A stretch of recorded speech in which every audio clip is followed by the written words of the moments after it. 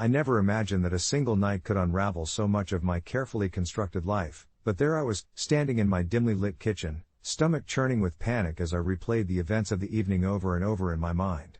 It all began as any ordinary Saturday. I was at home, enjoying a quiet evening after a grueling week at the office, feeling the weight of the world lift just a little as I prepared to indulge in my favorite comfort food, macaroni and cheese. I was halfway through boiling the pasta when I heard an urgent knock at my door. My heart raced. It was unusual for anyone to visit me unannounced, especially this late. When I opened the door, my neighbor, Sarah, stood there, her breathing heavy, face pale, and hair disheveled. She had always been the burst of energy on our otherwise quiet street, but tonight she looked like a ghost, trembling and wide-eyed.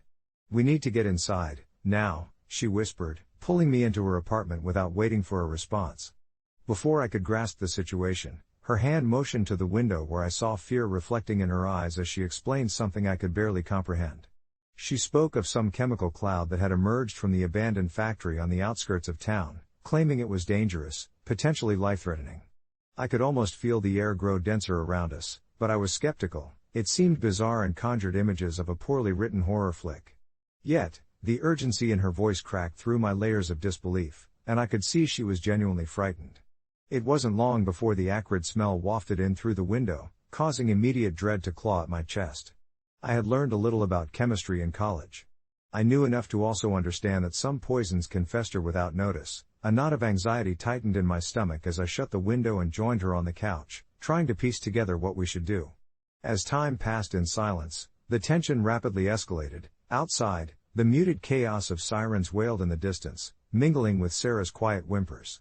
I could tell she was spiraling. Despite my best efforts to reassure her, her breathing quickened, and soon I felt it too. The anxiety swirling in the room felt palpable. I propped up my phone on the coffee table, searching for updates or guidance from local news, anything to anchor us in reality, but then my fingers hesitated over a pop-up ad flashing on the screen. It was a promotional video for a new detoxification product that claimed to counteract chemical exposure. It was ridiculous of me to even consider it, but desperation does strange things to rational thought, and before long I had taken a deep breath and waded further into that dark abyss of misjudgment. "Let's try it," I suggested, wrestling through the lump in my throat. Sarah stared at me, her eyes wide and glossy, and for a moment, I thought she would refuse, but then that fear flickered, and with it, a look of agreement washed over her face.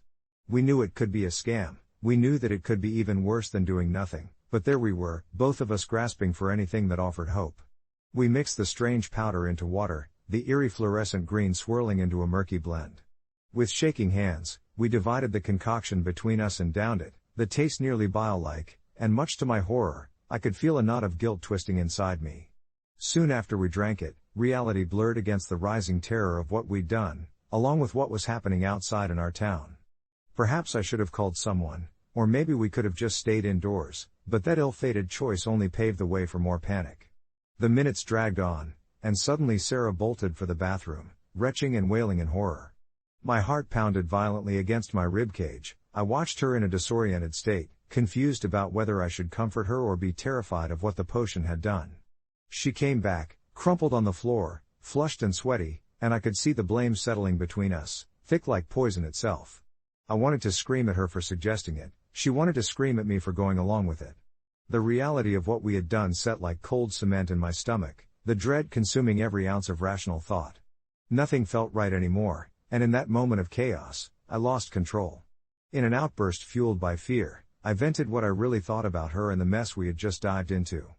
My words came out like daggers, slicing through the air, and as soon as they left my lips, I regretted them. "This wouldn't have happened if you hadn't come over looking for help," I shouted, horrified by the vitriol I directed at someone who, moments ago, I would have called my friend. Sarah's eyes filled with tears, the weight of my accusation smashing into her thin frame, and for a moment, I felt the world still around us. I hated how quickly I had attacked her, and yet I couldn't untangle the worry that had transformed into resentment so quickly, nor could I undo the hurt that painted her face. As the panic surged around us, I couldn't shake the eerie feeling that the potion and the night's chaos were somehow intertwined, leaving everything spiraling beyond our control. I reached down to apologize, to reclaim the fragile bond we had before this all began, but the doorbell rang, and before I could react, Sarah fled to answer it, her fear conflating with urgency. I stood alone in the swirling mix of regret and anxiety, unable to voice the torment that pressed down on me as I listened to the voice of a paramedic outside, growing concerned about our unfamiliar reaction. I found solace in the idea of absolution, the hope that admitting what had happened would mend the frayed seams of the night. Ultimately, the shadows of my panic, my loud accusations, and the desperate measures we took wrapped around me like a heavy fog. Now, as I stand, looking at the aftermath of my words echoing into the late-night stillness, I know I must confront what I did, hoping that my confessions could provide some insight into the fragile line we walk when fear bleeds into blame. No update for now, this is where I leave it, a story unraveled but not finished. As I stood there, bathed in the muted glow of the streetlights, the last remnants of the panic-induced adrenaline began to fade from my body, leaving behind a dull ache in my chest. I could still hear Anna's voice piercing through the chaos, the way she cried for help and how the tension in the air tightened around us like a noose. It was a knife's edge we danced upon, teetering between vulnerability and paranoia. The events had spiraled so quickly, it felt surreal, like a fever dream I couldn't wake up from. Moments before the sirens had shared their chilling song with us, it was just another Friday night, a few drinks after work, laughter echoing through our modest apartment as Anna and I sat on our worn-out couch, sharing embarrassing stories from our years together.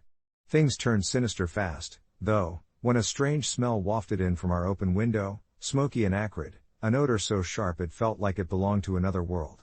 Before we could even piece together what was happening, dizziness hit me, and I saw Anna slump to the side, grasping her throat, her eyes wide in alarm.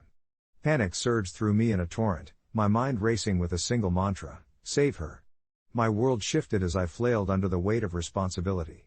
I bolted outside, desperately calling for help, though the words felt caught in my throat, tangled in knots of fear. Neighbors emerged, concerned and confused, but as I waved my arms in frantic gestures, I saw their faces twist with suspicion and fear. I could feel it, the judgment laying itself across my shoulders like a mantle I hadn't asked for.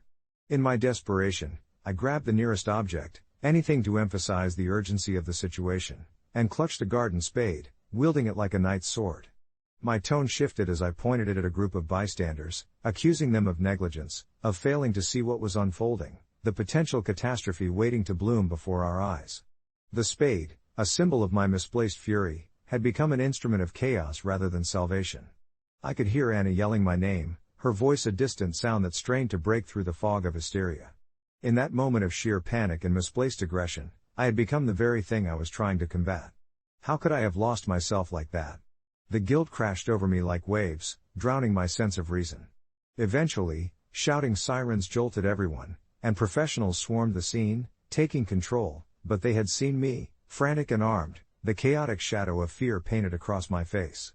As they worked on Anna, my accusations lingered in the air like the remnants of that foul chemical that had thrown us into turmoil. I had turned from her protector to her accuser, my hands shaking not from the aftermath of the substance but from the realization of my brutality. We spent hours at the hospital, Anna recovering under the watchful eyes of medical staff. I sat in the waiting room, anxiously glancing at the clock, each tick mocking my inability to fix what I wrecked with mere words. I had to face her, face what I had done, confront the demons I had unleashed in my panic. When they finally summoned me into her room, I took a shaky breath, feeling unbearably small. Anna lay there, looking so fragile amid the hospital blankets, her face drawn but eyes still holding a flicker of defiance. I stumbled through an inadequate apology, each word seemed insipid compared to the reality of the night. I didn't mean for it to get that way, was all I could muster, fighting back the tears that stung my eyes.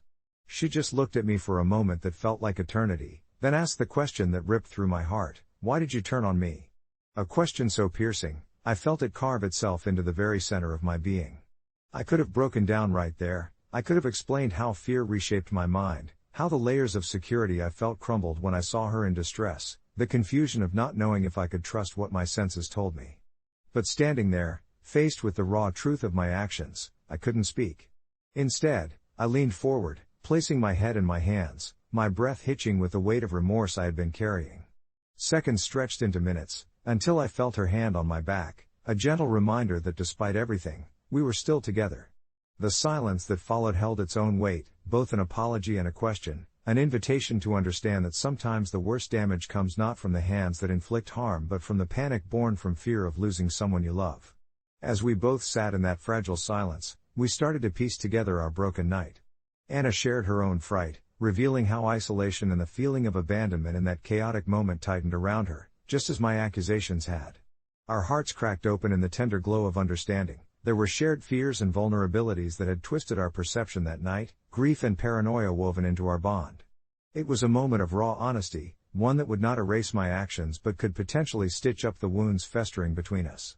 We held on to that realization, fragile as it was, knowing that the shadows of our panic would remain part of our story, a brush with darkness that would ultimately guide us both closer to light.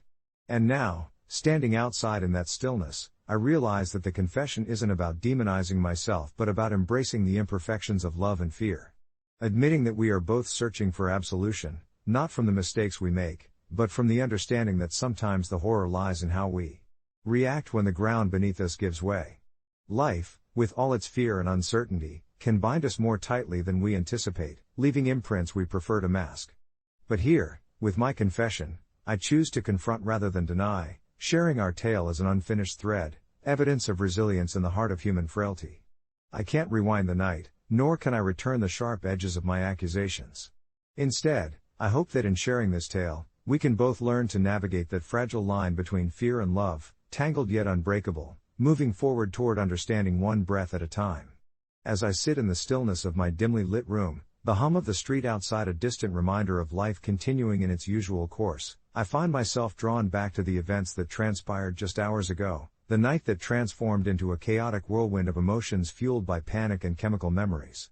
It all began innocuously enough, just another evening spent at home with Amy, my partner of 4 years, sharing our latest find on Netflix, laughter punctuating the cozy atmosphere, a glass of wine in each of our hands as the day's stresses seemed to dissipate into the flickering glow of the television screen. But then, around 10 o'clock, amid bites of popcorn and light-hearted banter, there was a strange knock at the door that shattered our bubble. I paused, my heart quickening. Something in that abrupt sound felt off, a sharp note that sent a cold shiver down my spine. Amy had exchanged a glance with me, one that I had now come to identify as the look of instinctual dread, her brow furrowed as she paused the show. We were both rooted in that moment, unspoken fears hanging in the air like static electricity. Who could that be at this hour? She whispered, her voice barely above a murmur, as I, against my better judgment, approached the door, hoping it was just a friendly neighbor or a late-night delivery. Instead, when I opened it, everything changed. A group of men, their faces half shrouded in hooded sweatshirts, stood there, eyes glistening with determination and perhaps something more sinister. Before I could fully process the situation, a sharp smell invaded my senses, something acrid and metallic, causing my throat to tighten as I started to choke. The next moments were a blur, shots of adrenaline blinding me as they shoved a canister into our home, releasing a thick mist that quickly enveloped the hallway, hanging heavily like a shroud between us and freedom. I felt dread creeping up my spine as I stumbled backward, and instinct took over. The first thought that flashed through my mind was to protect Amy at all costs. My heart raced, my breath came in frantic bursts, and while logic urged me to seek caution, panic swelled within me, drowning out my rationality. In the chaos, I rallied my thoughts to grab her hand, but the contorted expressions on the intruders' faces, hints of laughter that cut through my fear, ignited something darker within me. "Get out. We don't have anything for you," I screamed, words spilling out in a harsh, defensive growl that I barely recognized. I shoved a nearby plant pot toward them, a final desperate gesture, but as Amy screamed in disbelief, I could sense my own failure to protect her tearing at the edges of my sanity. In the haze of panic, I accused her in my heightened state, a horrible confession slipping from my lips that she should have done something, anything more to prepare us for an attack like this. As those words left me, I saw the hurt collect in her eyes, the reflection of my fears etching deeper scars into our bond. There, amidst the swirling chaos, I had not only welcomed danger but had turned on the one person I loved most in the world. The intruders fled soon after, seemingly sensing our vulnerability and choosing not to engage further, shadows moving quickly in the dark. The reality of the empty air left behind hit me with the force of a tidal wave. We were standing in our own safe space, a sanctuary that had violated what we believed to be true. I sank to my knees, the weight of my anger, confusion, and unbridled fear crashing hard against my chest. "I am so sorry," I breathed, my voice hoarse, but the words felt inadequate, nothing compared to the guilt that now lingered in the silence. I could see Amy standing there, framed in the low light, a silhouette of shock, fragile, trembling, as she drew away from me physically and emotionally, a chasm opening between us. I watched her retreat, each step marked not just by her physical distance but by the raw heartache that lay heavy between us, growing wider with each passing moment. It would be hours until we could delve into the ramifications of the night, but even in our attempts to regain some semblance of normalcy, I could hear the echoes of my accusations, the betrayal of fear twisting a bond forged through trust. When morning came, the sunlight crept through the curtains, bathing everything in a harsh reality I wished to escape. But I knew, in confronting the pain and uncertainty, we had the chance to rebuild. I lay in the silence beside her, each breath filled with an unbearable weight of regret and longing for reconciliation. I yearned to convey the agonizing truth that I had acted out of sheer terror, that in the throes of panic, I had shattered her sense of safety instead of protecting it. The road to healing would be fraught with difficult conversations, but from this raw wound, I hoped we could come to understand each other in ways we had not dared before. I finally nudged closer, seeking her warmth, craving forgiveness and connection because while fear may have tried to sever us, love held a capacity to mend, even the most fractured of hearts. Sharing this story doesn't erase the actions of last night, nor does it unravel the fateful words that spilled unbidden from my lips, but I hope that in opening this dialogue, we can better navigate our experiences together. As the sun cast our silhouettes against the wall, an unfinished painting, my heart swelled with cautious hope, the understanding that trust can be torn and frayed yet can come back together stronger, each thread weaving into the greater tapestry of our love. Walking that thin line between fear and love may forever be our journey, but perhaps, just perhaps, we would emerge more resilient together, each confession a path to healing, each misstep a step toward newfound understanding, intertwining as we move forward, one breath at a time. I never expected my career as a mental health therapist would introduce me to something so unsettling, something so beyond my understanding that it would leave an indelible mark on my life. I've spent years working in various clinics, hearing people pour out their fears, anxieties, and traumas, yet I never prepared myself for the day I would meet Drew, my new patient who quite literally lived in a basement. It started on a cloudy Tuesday, just a typical day at the office, when I received an unexpected referral to see a patient in dire need. The organization informed me that the new patient was a young man in his late 20s, living at his parents' house, but the caveat here was that he had taken residence in their damp, dark basement. Perhaps I sensed the curiosity mingling with apprehension as I entered that basement for the first time, descending the rickety stairs under the dim light fixture that flickered ominously. When I first laid eyes on Drew, sitting curled up in the worn armchair littered with mismatched blankets and half-finished novels, he didn't seem out of place at all. He looked like one of those characters, deeply intriguing, yet profoundly damaged. As we started our sessions, I learned more about him. His voice was soft yet unwavering, full of wisdom that belied his years.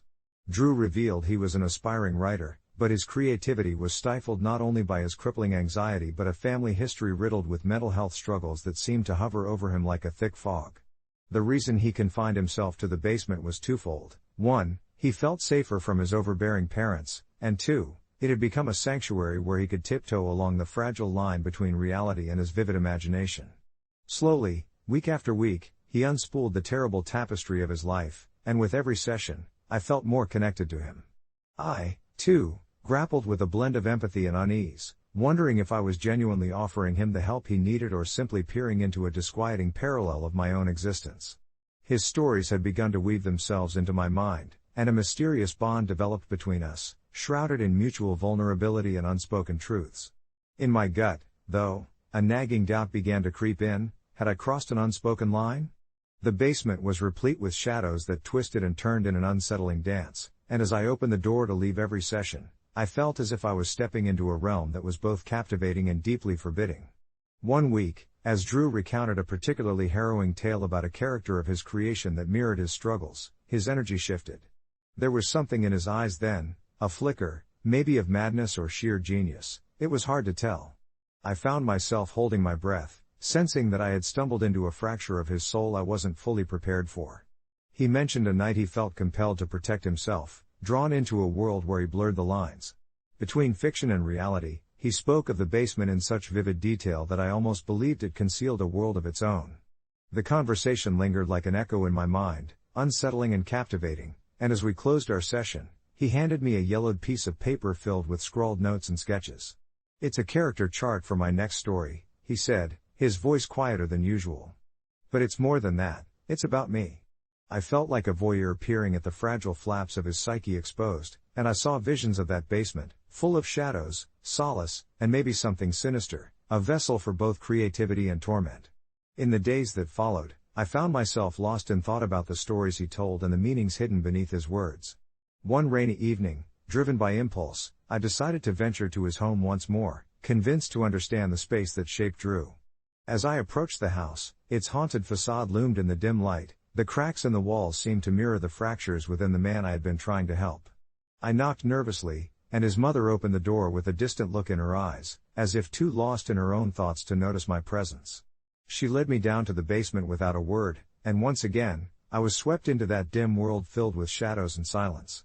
Drew was seated exactly where I'd last seen him, yet there was an air of something different, a thick silence that hung between us like a taut string about to break. He offered me the chair, but I hesitated, suddenly aware that the weight of the room had shifted. "How did you even know to come here?" he asked, his tone low, almost cautious. I explained my worry, my need to understand him better, but the moment my voice faltered, I felt the unease ripple through the space. Something was wrong. That paper he'd handed me was not merely character sketches, they were intricate maps, ones I had overlooked. I leaned closer, trying to absorb every detail, my heart racing as I realized they depicted not just his stories but a labyrinth that mirrored his mind, a prison where his fears came to life. "Drew," I began, my voice quaking, "is there something else you need to share?" He looked up then, his eyes wide as if a veil had been lifted, revealing something buried deep. "I was trying to escape it," he confessed, his hand shaking slightly. "The basement, my mind, it's all the same." And there it was, the roots of his anxiety twisted into the mere act of climbing stairs, as if the very act of going beyond those four walls would unravel the stories he encapsulated. The moment we stood there, surrounded by the artifacts of his life, I realized I was standing at the precipice of something profound. I couldn't help but feel that we had both stepped into a world where compassion danced with darkness, where understanding intertwined with fear. I left that night, my mind racing with thoughts of our conversation, infuriated with myself. I had come seeking answers but found more questions, knots of confusion wrapping deeper around my heart. In the weeks that followed, our sessions transformed. I learned as much from him as he from me. I began to see that the basement was not just a physical space but a realm for healing, a canvas for his creativity and his pain, pushing me deeper into my own fears about boundaries and the nature of care. As I continued to support him in constructing bridges back to the wider world, I realized that sometimes from the deepest shadows, creativity can bloom. What initially seemed a prison became a place of liberation in Drew's mind. Drew eventually moved out of that basement, transitioning into his own apartment, but he never fully left that space behind. Occasionally, I find a bolt of vivid inspiration in his stories. They resonate in me like echoes of a song forgotten. The basement was an invitation to ponder how darkness and light can coalesce, shaping our narratives in ways we might never anticipate. Months later, I returned for one last session, filled with pride and bittersweet nostalgia. As we closed the door behind us, I realized we had woven a tapestry of healing from the threads of his fears. Drew offered me a handwritten letter before I left, expressing thanks that resonated with the warmth shared in those moments, leaving me with a heart full of wonder for the stories that define us. I don't know if I'll ever truly untangle the threads of our journey, but maybe, just maybe, those tales will continue to twist and turn through the shadows, guiding others home. The basement may have held its secrets, but our shared journey had birthed an unexpected friendship, reminding me that healing often blooms in the unlikeliest of places. And as I walked away, I felt an odd sense of closure, both for him and for myself, marveling at how connections can shift the boundaries of understanding. Somehow, through all the chaos, a sense of hope emerged. Life moves forward, often in the quietest of ways, from the shadows of our deepest fears. As I stepped out of that dimly lit basement for the last time, the scent of damp earth and stale memories clung to my clothes, a reminder of all that had transpired within the confines of those four walls. The late afternoon sun poured down, warm and inviting, contrasting sharply with the chill of the basement I'd just emerged from. It felt surreal, leaving behind a world that had unfolded so intricately, yet contained within such a compact space. I glanced back at the windowless facade, wondering how many secrets it still held, and how many more stories could be carved from its shadowy existence. My mind drifted to Jacob, the patient who had inadvertently become my confidant, revealing pieces of himself that seemed more like fragments of a puzzle than complete thoughts. Every session had brought its own revelations, but it was during our last visit that I learned the most about him, not through his words, but through the silence that lingered between us. In that silence, I realized the burden he carried. It wasn't merely the shame of his living conditions or the burden of his past that weighed him down, but the profound loneliness that accompanied his struggle. We had both used therapy to weave a thread of understanding, but perhaps it was more than that. It had become our lifeline in a stormy sea of isolation. It was that very humanity that connected us, more genuine than any scripted psychobabble. Even after our sessions ended, his voice echoed in my thoughts, especially his final words, which felt like both a closure and an invitation. "We're all just stories waiting to be told," he had said, a slight smile breaking the heavy gravity of his usual demeanor. I had left him with an assurance that he would never be alone again in this, that I would carry his story with me, sharing it in my own therapeutic journey. The ride home was filled with a medley of emotions swirling in my chest. I drove through the streets, watching life unfold in front of me, a chaotic dance that seemed so vibrant compared to the stillness I had just left behind.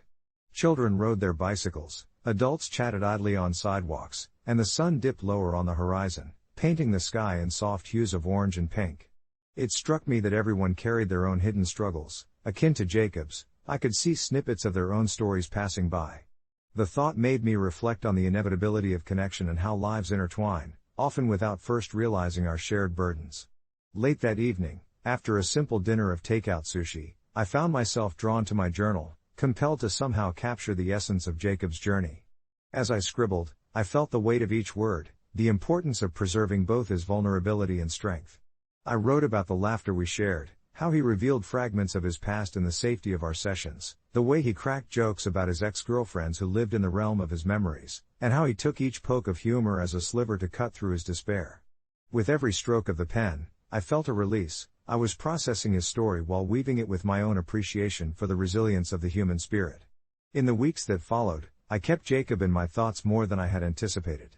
Each day seemed to bring a new layer to my understanding of what it meant to acknowledge someone's struggles and how much healing could stem from this acknowledgement. I had begun to reach out, sharing snippets of his journey at professional gatherings, using his anonymity wisely but ensuring his message was clear. Sometimes, hope is found in the most unexpected places, I would say, letting my colleagues know that each patient holds a labyrinth of experiences waiting to be navigated. As I moved through the rhythms of my life, the moments of doubt and worry echoed the earlier feelings of uncertainty I'd felt before meeting Jacob. It made me wonder if I was truly helping others in my practice, or merely dancing around the fringes of healing. But every time I remembered Jacob's laugh, that clear, light laugh that echoed in the depths of despair, I knew then that every patient had their own story, a narrative that deserved to be heard and, at times, passed forward. And so, I learned to walk with a lighter heart, carrying Jacob's strength alongside my professional insights. It was a role we both had unknowingly embraced. I was his watcher and he was my guide. As the boundaries blurred, I realized that each connection I made afterward felt richer, more vibrant, echoing the lessons I had learned in that basement. Months passed, and while I never stopped checking in on him, the visits dwindled. His progress had become a blossoming journey of his own. One evening, just as the winter frost began to settle in, I received a message from him. It was a simple image, a photo of himself standing outside a Brighton door, grinning into the camera. "I got a place above ground," it read, "just a tiny studio with a view of the stars." In that moment, my heart soared with pride. Perhaps the stories held within our shadows weren't meant to disappear, after all. Instead, they became guides, reminding us that, together, we could traverse even the darkest of paths, eventually finding the light. The days that followed that heartfelt message felt lighter, almost as if the chill of winter was merely a backdrop to the warmth blossoming within me. As a therapist, I'd always known that change was possible, but witnessing it firsthand in someone so close to the edge of despair was different. It was invigorating, a testament to the human spirit's resilience. Encouraged by his message, I found myself reflecting on our sessions together, how his quiet determination had sparked something deep within me. He'd shared stories of his past, his childhood and dreams, woven with threads of despair that had once held him captive in that dim basement. Yet somehow, he had begun to untangle those knots, seeking a life beyond the confines of the life he'd constructed. I wanted to see him thrive in his new world, to bask in the glow of his hard-fought freedom. I put aside my research for the day, eager to reach out and arrange a visit. When the day finally came, I felt an unusual mixture of excitement and nervousness, a tangible thrill coursing through my veins as I rang the doorbell of his new place.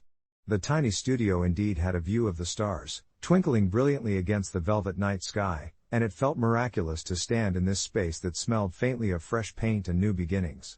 When he opened the door, the joy in his eyes mirrored the vastness above. "Welcome to my new chapter," he said, his voice steady, yet laced with an undercurrent of disbelief. We spent hours talking about his transition, the spooky stories he had filled our sessions with, and how he was learning to embrace both the light and dark within himself. The vulnerability we shared deepened our bond beautifully. I was no longer just his therapist but a friend, a confidant. As the night wore on, he took me to the small balcony where we could see the stars in all their glory. He pointed to one specific star that shone brighter than the others, calling it his milestone star, a symbol of his journey toward healing. I stood beside him, aware that my heart was expanding with every word we exchanged. It was during those moments of genuine connection, immersed in laughter and shared silence, that I realized how much his struggle had mirrored my own. As a therapist, I had also escaped the shadows, my own fears of inadequacy and the burden of expectations plaguing my mind. Being present with him allowed me to confront my own journey, helping me understand that healing happens collectively as much as it does individually. After what felt like both an eternity and a fleeting instant, the chill of the night crept in, and we both knew it was time for me to go. However, just before I left, he grabbed my arm gently. "Thank you," he whispered, his eyes shining with unshed tears. "For believing in me when I didn't believe in myself." I felt a lump in my throat but managed to smile, grateful for the role I had played in his transformation. As I headed home, I couldn't shake the feeling of euphoria lifting my spirits higher. I had walked with him through his shadows, and now, I looked forward to witnessing the glow of his newfound hope light up his world. Not long after, I received another message from him. "I feel like I can take on anything now," he shared, mixed with pictures of him smiling with new friends in a local cafe. I couldn't help but feel an overwhelming pride swell within me. But as the weeks unfolded, I realized that there was still a lot of work to be done, not on his part, but on mine. I began to understand that sharing my own struggles could help others, just as I had seen him blossoming without the constraints of his past fears. And as winter melted into a warmer spring, I started to pen my own stories, some connected to my journey as a therapist, others reflecting my personal challenges.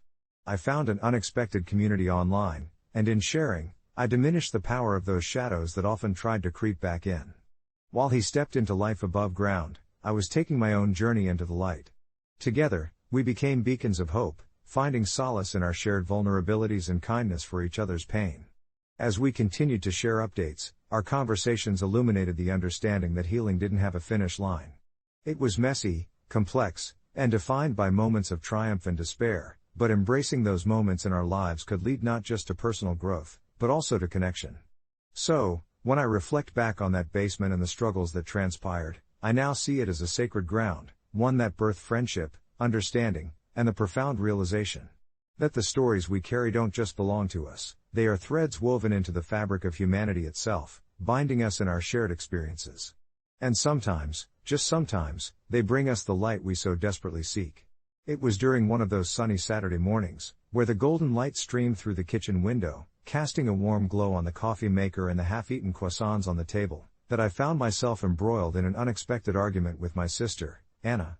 I had always thought of my sister as a free spirit, the kind of person who danced to her own tune, but that morning revealed a side of her I struggled to comprehend. Anna had recently moved to a small, picturesque town after marrying a local artist, and this new life appeared to be flourishing in its own quirky way. We were enjoying our usual brunch when she casually revealed her plans for her 5-year-old daughter, Molly. "I think it's really important for her to be immersed in her heritage, you know? I want her to learn Spanish, to speak it fluently before English," she said, as she sipped her herbal tea, her expression blissfully unaware of the storm brewing within me. I paused mid-bite, a piece of croissant almost falling from my lips as my fork hovered between the plate and my mouth. "But why not both?" I asked, incredulous. "It's a great idea to be bilingual, but why skip English? This is America, she'll need that language to thrive." Anna looked at me as if I had just suggested burning her favorite art piece. "Why is teaching her English so critical? Spanish is part of our identity. I want her to embrace that." It was the kind of statement that cut deeper than I anticipated, and I felt a flicker of anger rising in my chest. "You know what, Anna? You're insane if you think this is going to work out. You're limiting her future for the sake of cultural stubbornness." The air thickened with tension, the clinking of plates becoming the only sound filling the silence between us as I realized I had crossed a line. There was a moment, just a fragile glimpse, where I could see the hurt in her eyes, and for the first time, I worried that I might lose my sister to something bigger than I could fathom.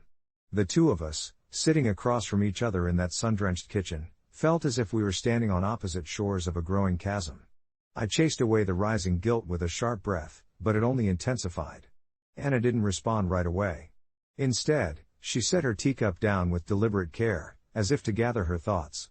The hurt morphed into quieter frustration. You think English is the only way she can succeed, that language alone defines her capabilities?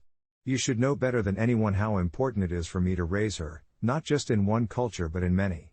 I struggled to understand her perspective. True, our upbringing had been steeped in the traditions of our Spanish-speaking family, but this was different. This was an entirely isolated approach to raising a child. Anna, it's not just about language, it's about breaking down barriers in society, especially in this digital age, I reasoned. What will happen when she tries to engage with her peers? She can have that heritage without shutting out other avenues. Her face tightened, and in a voice barely above a whisper, she responded, I'm not shutting anything out. I'm opening doors to her roots, and if you can't see the importance of that, then I don't know what to say. I felt the prick of tears in my eyes, frustration mixed with my instinct to defend not only my view but the future of a child I adored. The brunch devolved into an awkward silence punctuated only by the quiet whir of a fan in the corner, and with each passing second, I feared we were creating a rift that would never heal. I finally broke the silence. I just don't want you to mess this up, Anna. She deserves the best of both worlds. I couldn't read her expression. It was like peering into a fog. She sighed deeply and stood up, indicating brunch was over. Maybe you don't understand parenting as I do, and that's okay, but we have different views, and you're not going to change my mind, she said, her voice steady yet filled with a sadness I felt deep in my own heart. As I left her house that day, I felt a multitude of emotions swirling inside me: guilt, concern, and confusion. Were my intentions right, or had I imposed my own fears onto her parenting style instead of supporting her choices? In the weeks that followed, I distanced myself, trying to think through the layers of our conversation while giving her the time she needed. Yet, messages went unanswered, calls were left unreturned, and soon, I felt like a ghost haunting the corners of her new life. Days turned into weeks, and I watched from afar as Anna shared snippets of Molly's milestones on social media. Photos showed her twirling in a dress, speaking to her friends exclusively in Spanish, interspersed with family gatherings where laughter and warmth were evident. Yet still, there was an absence I couldn't shake. I missed being part of something so vital.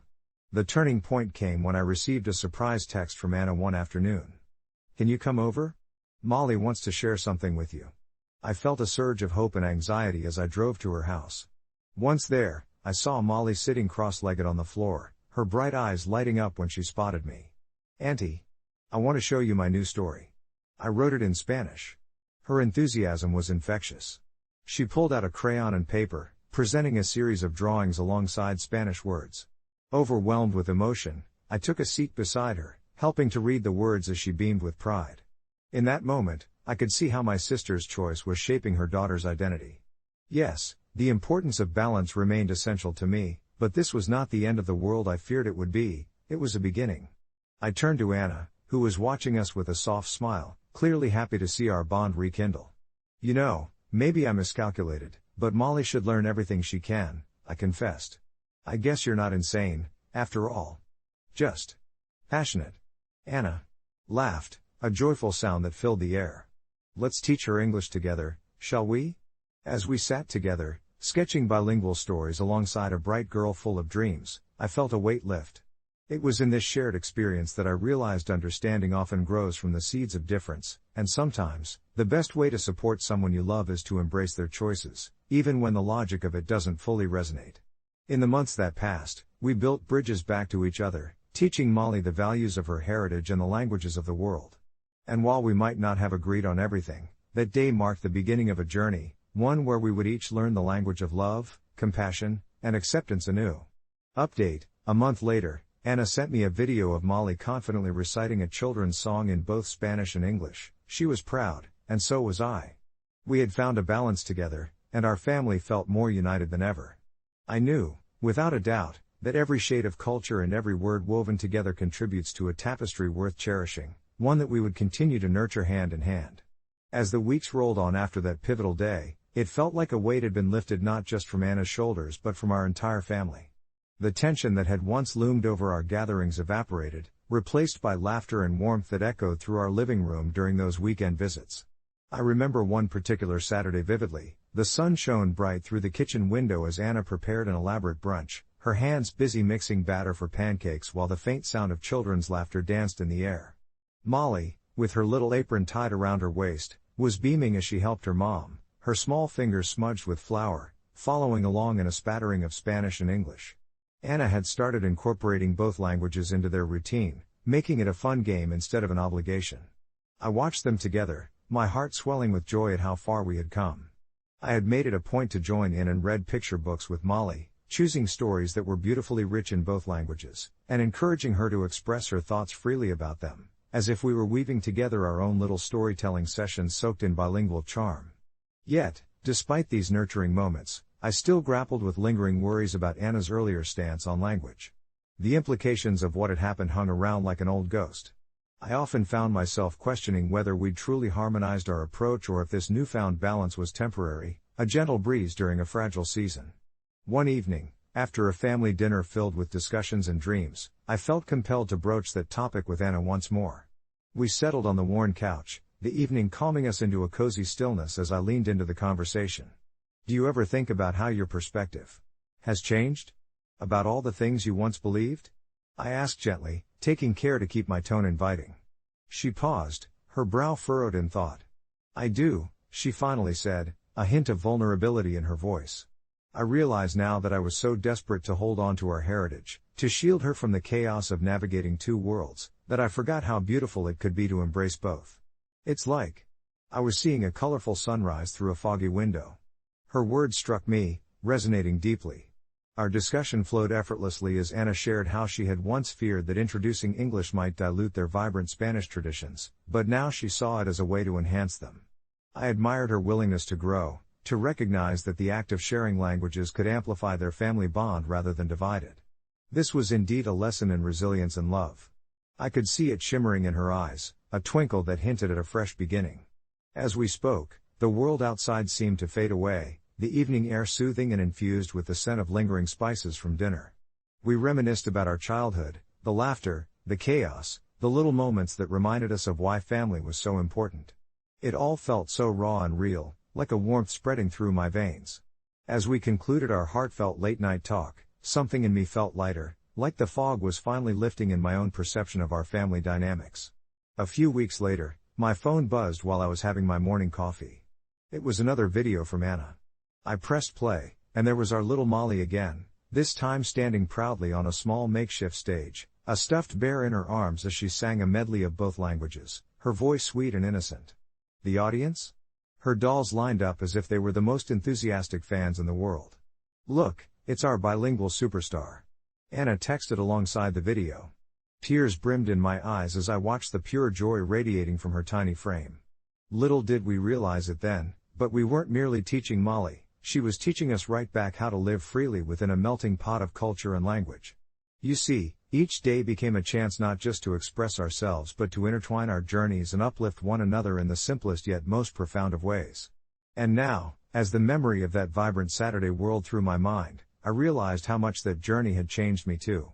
Anna and I had discovered something precious, that communication and understanding go far beyond words.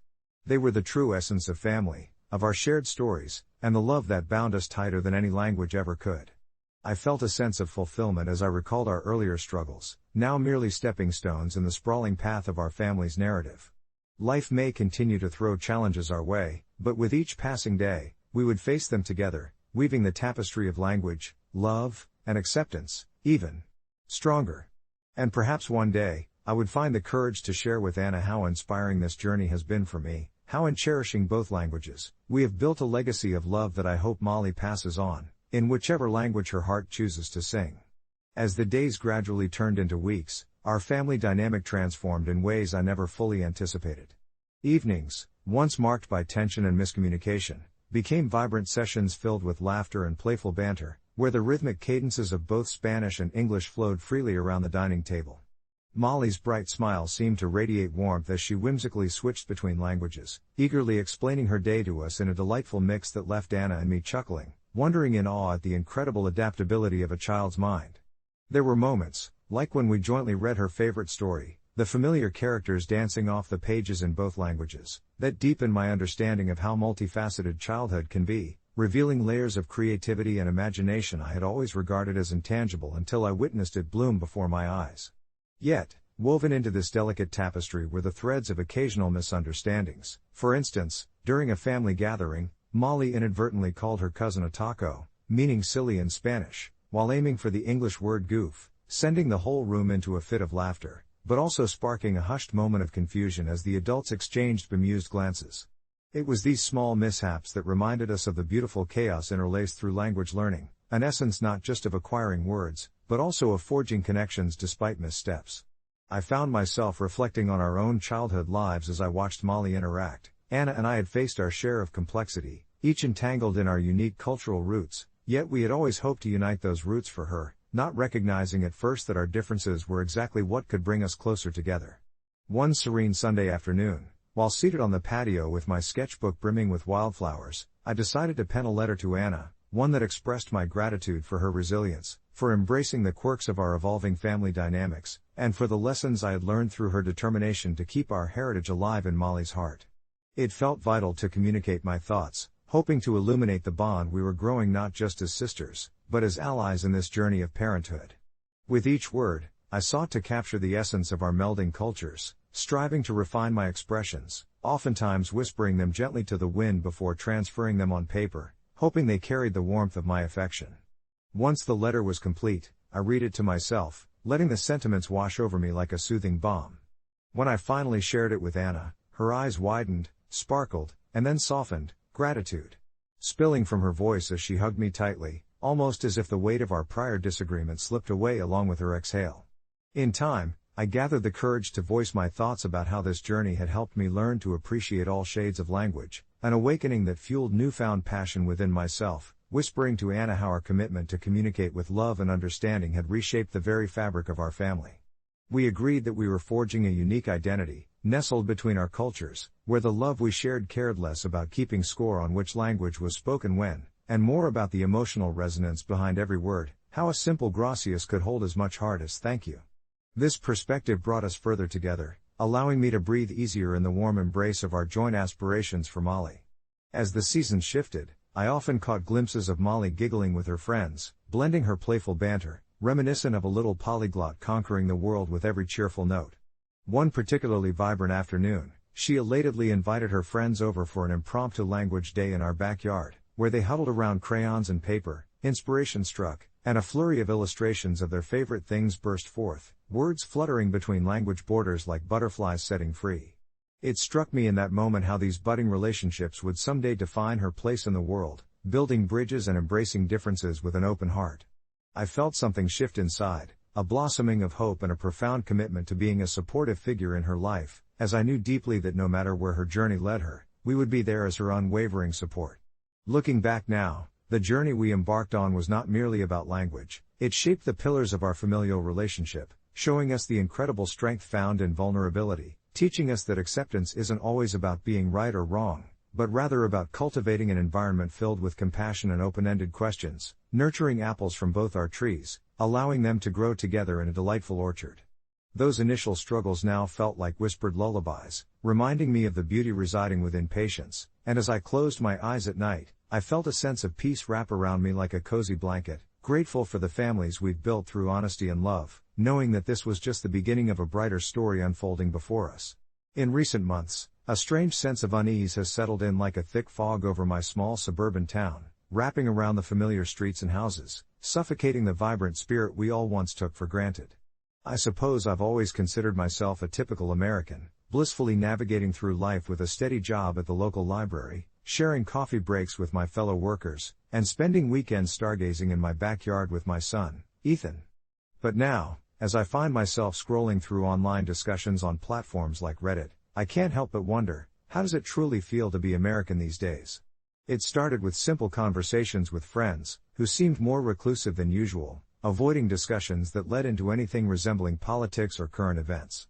But then came the day when Ethan approached me, his young brow furrowed, asking, "Mom, why are so many people arguing and fighting on the internet?" His innocent question hit me like a punch to the gut, and I mentally scrambled for an answer that would reassure him. You see, I didn't have an immediate response. All I could muster were vague remarks about differing opinions and the complexities of the world. As the days went by, I noticed the tension amongst the community growing. People would look past each other in the grocery store, the air thick with a palpable sense of frustration, and even the town's annual fall festival felt muted, as though joy had taken a backseat. I often sat on my porch, watching neighbors walk their dogs, and imagined sharing a friendly chat, yet it seemed like an impossible task to breach the uncomfortable distance that had formed between us. Then one evening, as I was stirring up a pot of chili, the doorbell rang. It was Mrs. Henderson from next door, her face creased with worry. She asked if we could talk, and I've never seen her look so vulnerable. As we sat on the front steps, she revealed how scared she felt for her grandchildren, growing up in a world that seemed increasingly divided and hostile. It stirred something in me, a delicate yearning for connection amidst chaos, and without thinking, I confessed my own worries about Ethan, sharing my uncertainty about how to explain the complexities that surrounded us. To my surprise, she responded with a softness that I had almost forgotten existed, and what started as a somber conversation about the state of the world slowly transformed into a cathartic sharing of hopes, fears, and our shared belief in raising a kinder, more empathetic generation. Over the next few weeks, we founded a small weekly gathering in our backyards, inviting other parents, feeling the warmth of camaraderie blossom where once there was trepidation. Each meeting offered us a chance to express our concerns, share our joys, and it felt as if we were knitting a safety net out of laughter and camaraderie. As the seasons changed and we transitioned into winter, we exchanged stories under the street lamp's soft glow, occasionally touching upon our thoughts about the country and the constraints we felt entwined in. That sense of community was reflected in the spirit of each gathering. Among the laughter and shared snacks, we gradually built the courage to discuss, listen, and understand each other, igniting flickers of hope in our hearts. I found comfort in knowing I wasn't alone in navigating this tangled web. Instead, we were hand in hand, illuminating each other's paths. With time, I realized that being American had shifted significantly for me, not in a grand, political way, but on a more intimate, personal level. In seeking connection during turbulent times, I had embraced a sense of belonging that made me proud despite the chaos outside our doors. I often reflect on that initial worry Ethan expressed, knowing it ignited a series of fortifying conversations that transformed our little town. As we gathered around warm lights and shared pies, I felt an overwhelming sense of gratitude wash over me. Perhaps all it required was vulnerability and openness to rebuild our sense of community. So, how does it feel to be American these days? It feels like leaning into the discomfort, fostering connections, and believing in the shared humanity that binds us, despite the discord swirling around us. It's not perfect, and the journey is ongoing, but I've come to learn that togetherness, even amid uncertainty, can pave a path towards healing. Update: just last week, we had our regular gathering and asked everyone if they wanted to keep meeting, even after the holidays. Our conversation was filled with excitement, and we decided to start a community project where we write letters to local lawmakers about our hopes for the future, inviting our children to participate. The response was overwhelming. Who would have thought that a little chili and some honest conversations could evolve into such a collective purpose? Looking back, I see that this experience not only helped to mend the rifts in our community but also rekindled faith in the possibility of change, one small bond at a time. As we embarked on this new journey of engagement, I often found myself in the company of friends who were once mere acquaintances, and each gathering felt like a gentle tug on the frayed edges of my heart. The project soon transformed into a monthly affair, a sanctuary where voices that had long been hushed could finally speak out. Our letters became vessels of hope and dreams, carrying the weight of our children's futures along with our own aspirations. I remember the first time we gathered to write together. The air was thick with anticipation and warmth, a poignant reminder that shared spaces could replace walls. We sat around folding tables under the soft glow of string lights, the smell of fresh coffee mingling with the crisp scent of paper and ink. Children laughed and played nearby, occasionally sneaking glances at their parents, curiosity sparkling in their eyes like stars just before dusk. As I helped my son spell out his thoughts on education, life lessons chin deep in youthful wisdom, I felt something shift within me, a nostalgic warmth growing in the pit of my stomach. There was a beauty in the banality of it all. As we shared stories about our daily lives, the burdens of our individual struggles felt lighter, turned into fleeting whispers between friends. Each letter we penned took on a life of its own, a story of resilience wrapped in the inked hopes of a community eager to be heard. We began sending our letters not just to lawmakers, but to local newspapers, transforming our words into a symphony of resolve and solidarity. Slowly but surely, our group started finding its voice, an echo of thought that resonated far beyond our suburban corner. There were moments of doubt, of course, conversations about the intricacies of social change and the daunting nature of governmental responses made us question our impact. Would our words even matter? But with each passing month, responses from lawmakers began pouring in, each letter sparking a flicker of hope that urged us forward. One particularly chilly evening, we received a response that still brings goosebumps to my arms. It was from a state senator, acknowledging our letters, commending our efforts, and inviting us to a community forum to discuss our ideas further. I could hardly breathe as I read it aloud to the group, faces lighting up with an electrifying mix of disbelief and excitement. Our meetings became not just a hub for discussion but a safe harbor, a place for unfiltered honesty where parents could voice fears about the rising costs of living, and children could dream of safer schools and brighter futures. It was cathartic, to put it mildly. There was a sense of purpose that had eluded many of us for years. By engaging with our lawmakers and pushing for change, we were igniting a passion for advocacy within our kids, teaching them that democracy was not a distant concept but a tool within their reach. As the end of the year approached, we held a holiday gathering that felt less like a project meeting and more like a warm family reunion. We decorated the community center room with handmade ornaments, each one a testament to the unique hopes and dreams of local families. Laughter and joy filled the air, a stark contrast to the noise of division that once echoed throughout our neighborhood. The culmination of our efforts, a special letter addressed to the entire community, was displayed prominently on the main bulletin board, a beautifully penned summary of the ideals we stood for and an invitation for others to join us. When I stepped back to observe the smiles spreading across so many familiar faces, the laughter of children echoing like the sweetest harmonies, I realized how far we had come. In channeling a desire for better, we had stumbled into an unexpected camaraderie, forging relationships that challenged our preconceived notions and quietly reshaped our worldview. I didn't just see neighbors anymore, I saw friends, allies in a journey that sought something greater than ourselves. Months passed, and with each communication we exchanged, I felt lighter. I had wrestled with the notion that being American in this climate felt isolating, a relentless tide of division pulling us apart. Yet, in creating this project, I had discovered slices of hope rooted in unity and shared purpose.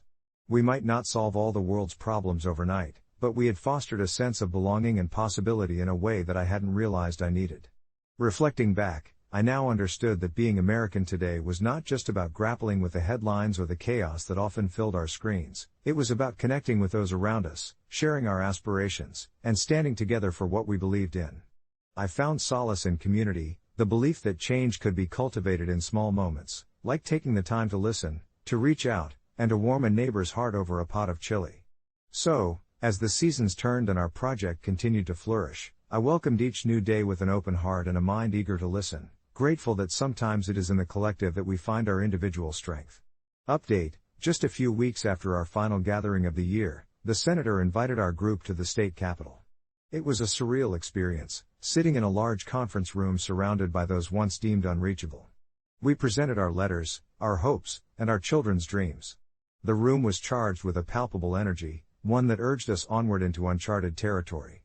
As we left, the weight of responsibility settled comfortably on my shoulders, replacing the burden of isolation I had carried for so long. It felt as if we weren't just faces in the crowd anymore, we were part of something larger, a movement fueled by unwavering belief in our ability to instigate meaningful change.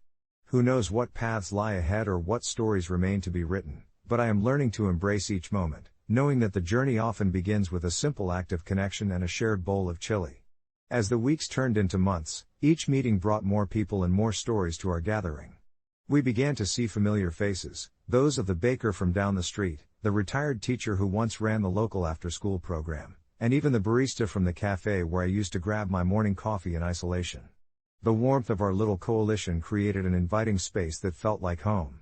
We established a rhythm. Each session began with the aromatic scent of chili simmering on the stove, vegetarian for those who preferred it, and transformed into an informal think tank where ideas flowed as freely as laughter. I discovered that sharing our individual stories over a warm meal could illuminate the common threads woven through our lives, revealing shared hopes, fears, and dreams. One evening, a young mother named Sarah brought her daughter, a bright-eyed girl with wild curly hair, who approached me with wide eyes, curious. "Why are you all writing letters?" she asked innocently, clutching a crayon in her tiny fist. That question lingered in my mind long after the evening ended. Her simple curiosity reminded me of the impact we were having not just on each other, but on a generation that stood to inherit our future. So, we decided to invite children to contribute their thoughts as well, incorporating a segment where they could draw or write about their hopes and dreams for the community. Each week, the role of our project expanded. The letters we penned soon adorned the walls of the local government office, becoming a collection of voices, and when they received responses, they were read aloud with pride, each reply igniting sparks of hope within us. This entire process transformed not just our community, but me personally. Gone was the uncertainty I once felt. In its place grew a newfound sense of purpose that was both invigorating and humbling. However, it wasn't all smooth sailing. As we became more visible, we also became subjects of scrutiny. Some in the community disapproved of us channeling our grievances and pleading for change publicly, arguing that we were merely stirring up trouble. We faced backlash from some who believed our efforts contradicted the established way of life, and a few called us naive dreamers, unable to see how deeply entrenched problems were. It wasn't easy to hear harsh comments and judgment from those who used to share our space. Feelings of resignation would often sneak in at night when I found myself alone, wondering if our efforts could really redirect the course of our local narrative. But every time I felt the weight of doubt creeping in, I'd remind myself of Sarah's question and our group's diverse collection of letters and drawings. They became my anchor. I learned to channel that anxiety into pushing harder, leaning into the discomfort and turning it into a conversation rather than conflict. To my surprise, some of those who had initially criticized began to join our discussions, more curious than combative. There was a palpable shift towards understanding, and the ties that once felt fragile began to mend. Eventually, we organized a community event called A Day for Tomorrow, which showcased the letters in a public exhibit, bringing together art, music, and collaboration. Families filled the park, bright colors of happiness around each booth. Kids colored with crayons, each drawing adding bursts of life to the drab, gray spaces that had grown all too familiar. When the sun dipped low in the sky, it cast a warm glow over our gathering, and I felt a profound sense of hope wash over me. That evening, as I sat on the grass, listening to the giddy laughter mixed with hopeful chatter, I understood that the journey wouldn't be over after one event. Our story was unfolding in chapters, each page filled with community, compassion, and connection. Reflecting on this experience now, I hold a profound gratitude for those early chilly conversations that started it all. What began as a simple gathering transformed into a lifeline for many of us. We all learned that embracing change doesn't demand grand gestures but can spring from shared meals, laughter, and understanding. As we continued to write letters and draw dreams for the future, I felt a quiet strength, a collective pulse, propelling us forward. Yes, being American in these times can feel isolating and frustrating, but it is also filled with possibilities forged in the fires of connection, clarity, and community. I've come to realize that every bond we create, no matter how small, moves us one step closer to a better tomorrow, encouraging each of us to ask not just how it feels, but how we can actively shape the narrative together. And as life often does, it nudged us along, never letting us stay stagnant for too long. As I'd sit pondering how much had changed, I realized I was no longer carrying a weight but rather a flame, igniting others along the way. As we continued sharing our dreams, who knows how far this flame could travel. I never set out to ruin anyone's life, but that fateful night, as I sat in front of my laptop with the dim light flickering against the wall, the temptation loomed larger than life. I found myself staring at my English teacher's online account, the very account that had control over my academic fate. It was the end of my sophomore year, and despite my best efforts, my grades were slipping into territory I never imagined I'd face. There were various factors contributing to my decline. My father's unexpected layoff had thrown my household into chaos, and it felt as if every ounce of stability was crumbling around me. I had always been a diligent student, never once worried about failing. But the thought of ending up with a failing grade in an already difficult subject made my stomach churn. I could picture my parents' disappointment, especially my dad, who had always believed in my potential. He dreamed of me getting into a great college, a dream that now seemed to slip further out of reach. As the pressure mounted, I noticed that my teacher, Miss Collins, had been particularly hard on me lately, marking down my essays for minor mistakes and offering less encouragement than before. It felt personal, and after a disappointing grade on my latest paper, I thought about how futile it was to keep trying.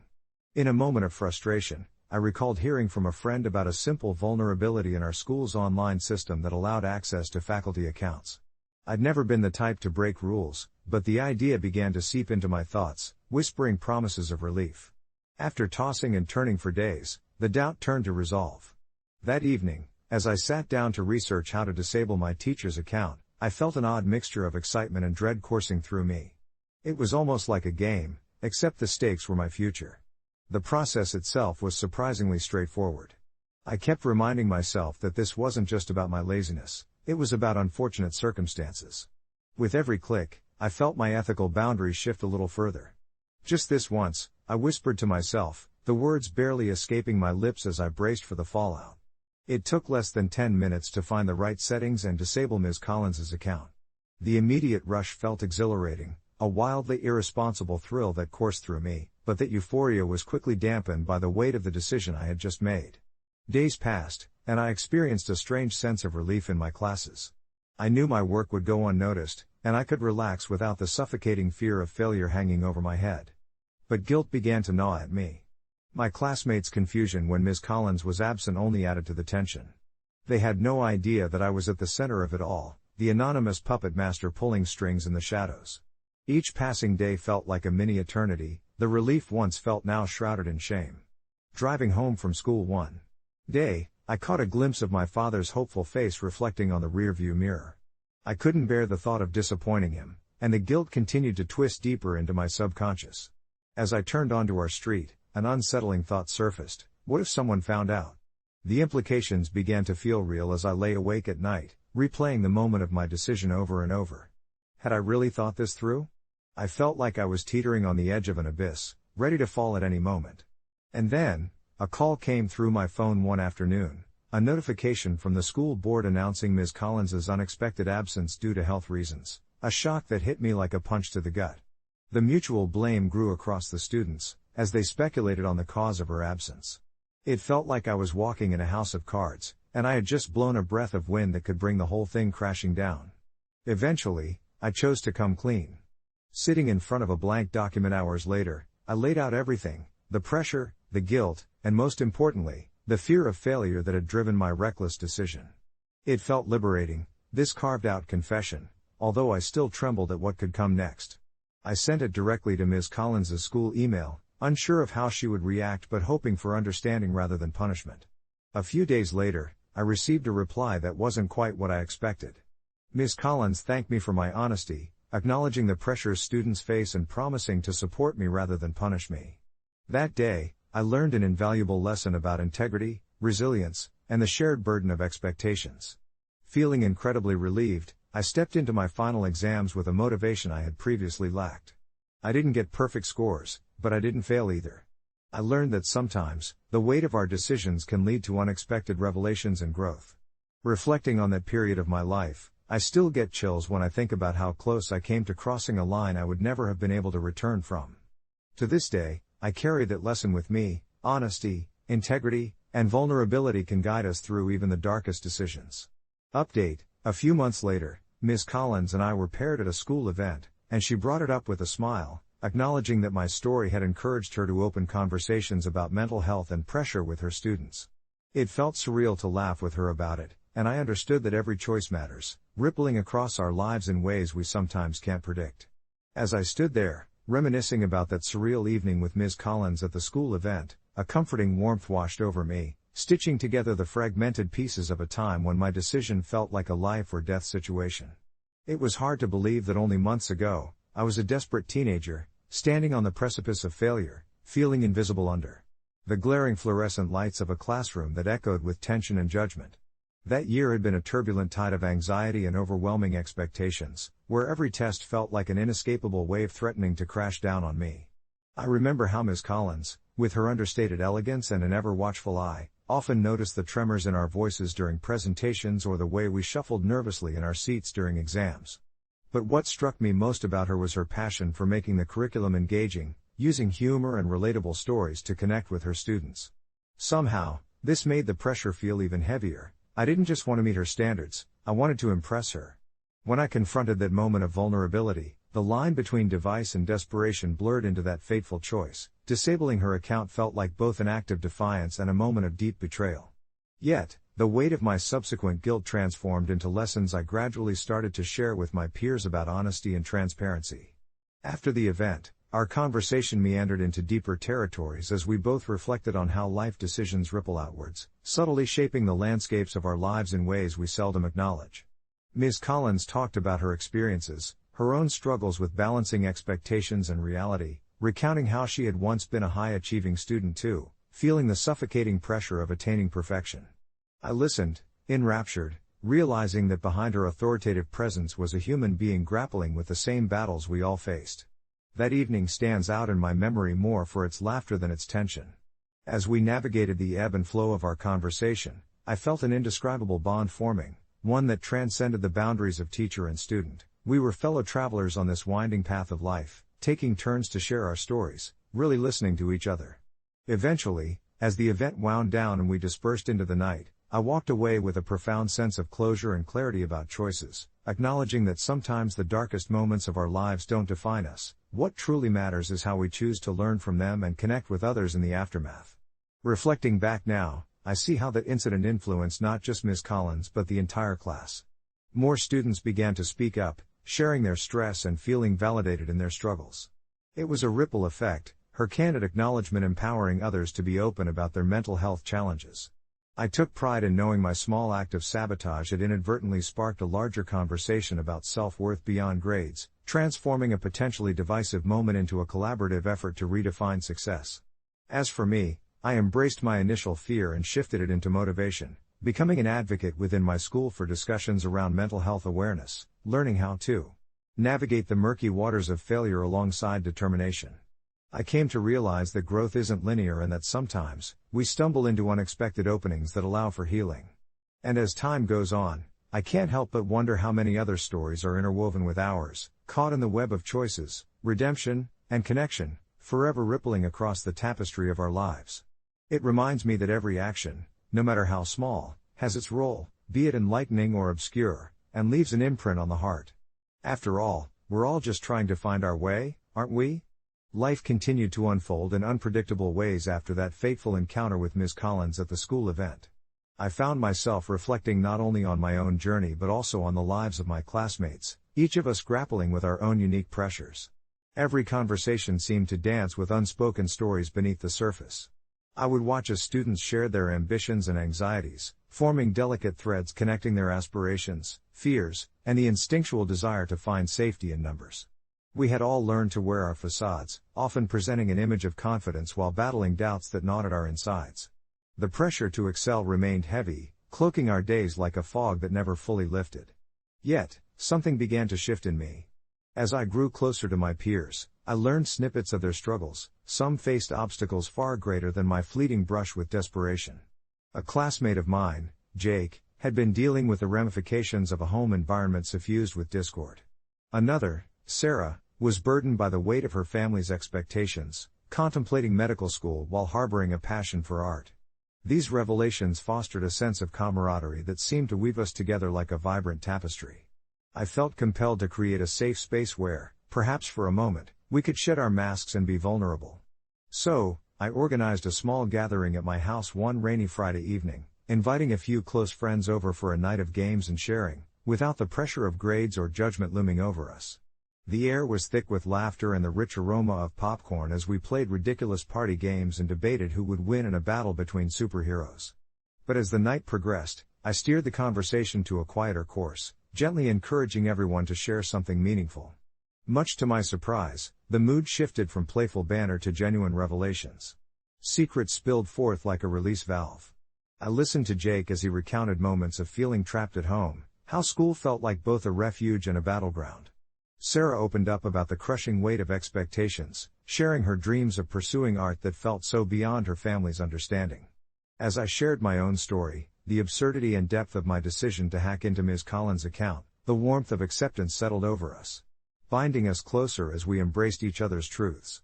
That evening felt magical, It was as if we were stitching new seams into our lives, allowing ourselves to be imperfect and whole in the same breath.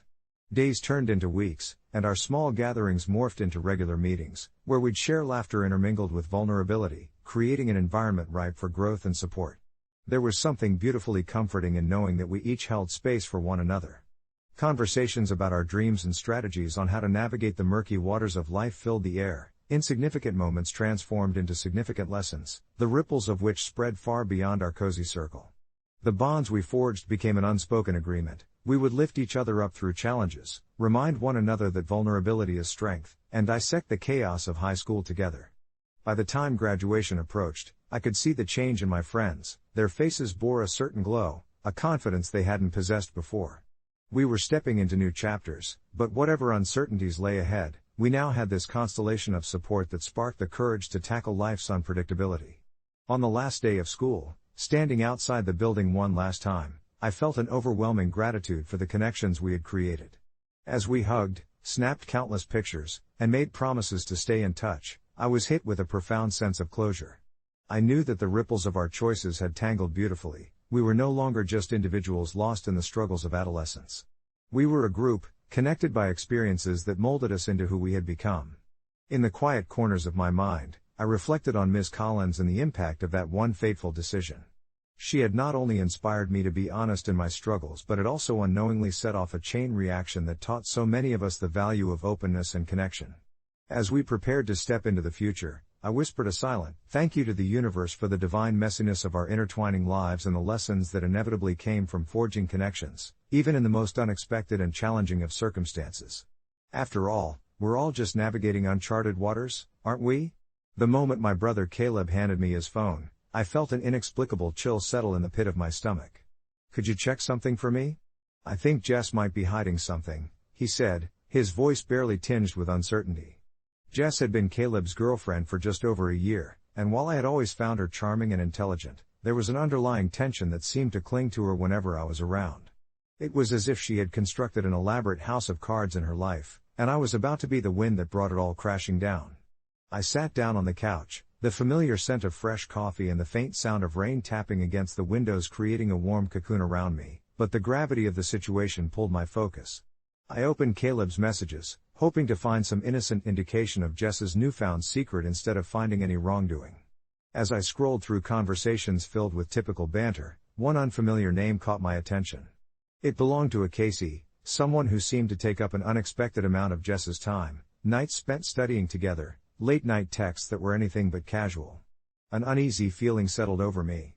The more I read, the more a picture of deceit began to form. I felt torn.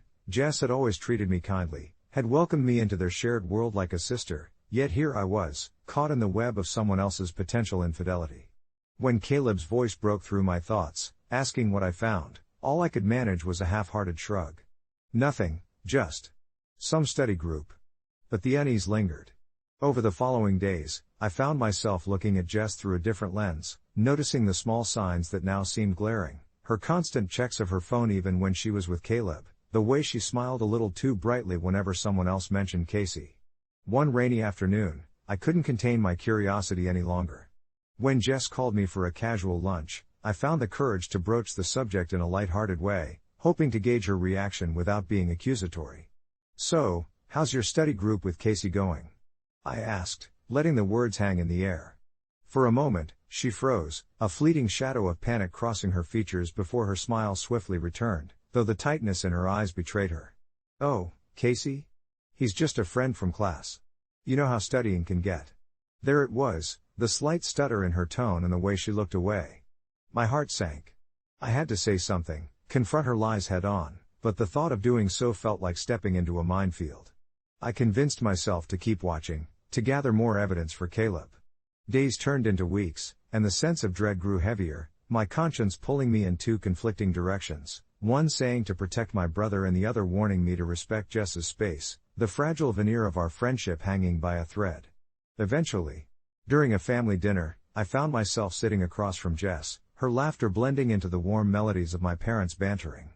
It highlighted the dissonance I felt, like a sour note in an otherwise pleasant song. Caleb nudged my elbow, an innocent gesture that echoed loudly in my mind, reminding me of the precarious balance I had to maintain. The moment finally arrived when Jess excused herself from the table to take a phone call outside. My brother watched her retreating figure, a faint smile on his lips, but I couldn't match his joviality. It was time to take a stand. I turned to him, my pulse racing, and said, "Hey, Caleb, can I talk to you for a second?"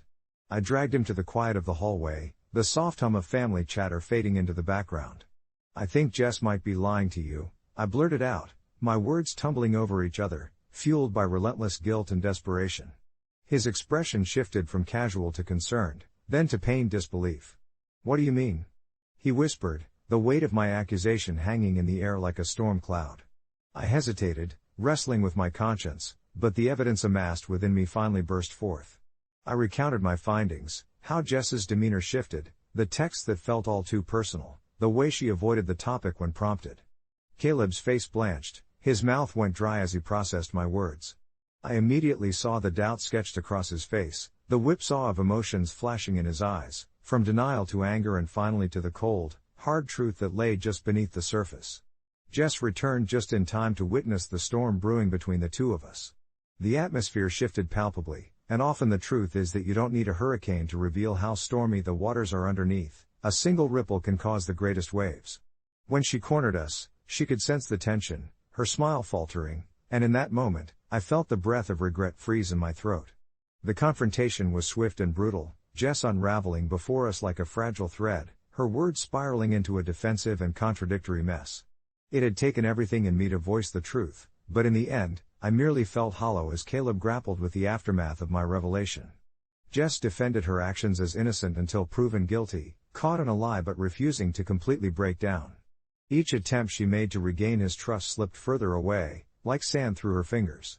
When Caleb asked her about Casey, I could see hope fading in his eyes, replaced with an aching sense of betrayal. By the end of the night, Jess packed her things in a hurried, panicked frenzy, slamming the door of our home behind her, leaving a void that felt impossible to fill with laughter and light. It struck me how quickly a story could change, how slipping revelations could reshape not just lives but the very spaces they inhabited. Weeks passed, and the echoes of that confrontation lingered. Caleb and I lived amidst the silence of grieving for what was lost, both of us tiptoeing through the wreckage of a relationship that once felt solid and true.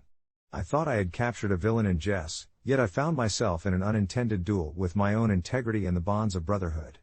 Conversations with Caleb were shorter, occasionally punctuated by awkward silences that left both of us feeling raw and exposed.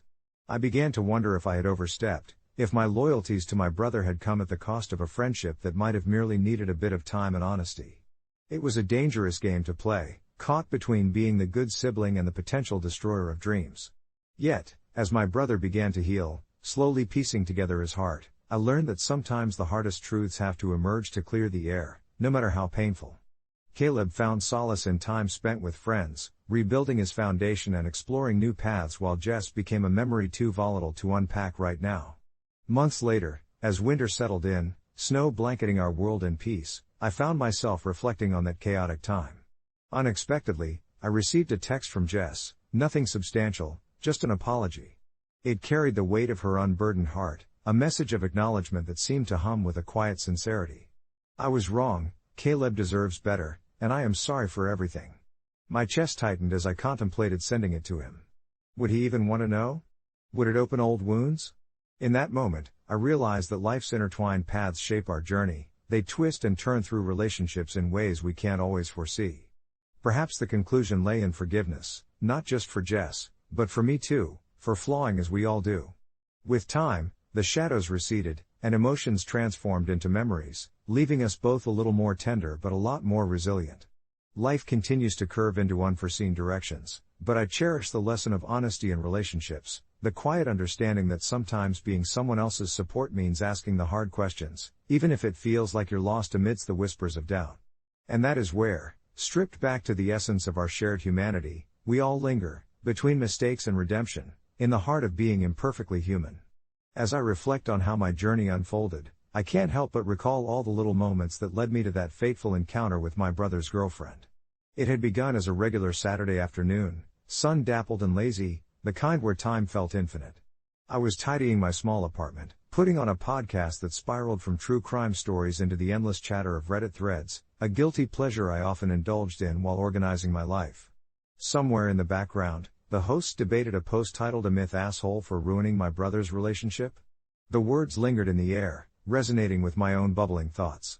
You see, my brother, Evan, had been dating Mia for nearly a year.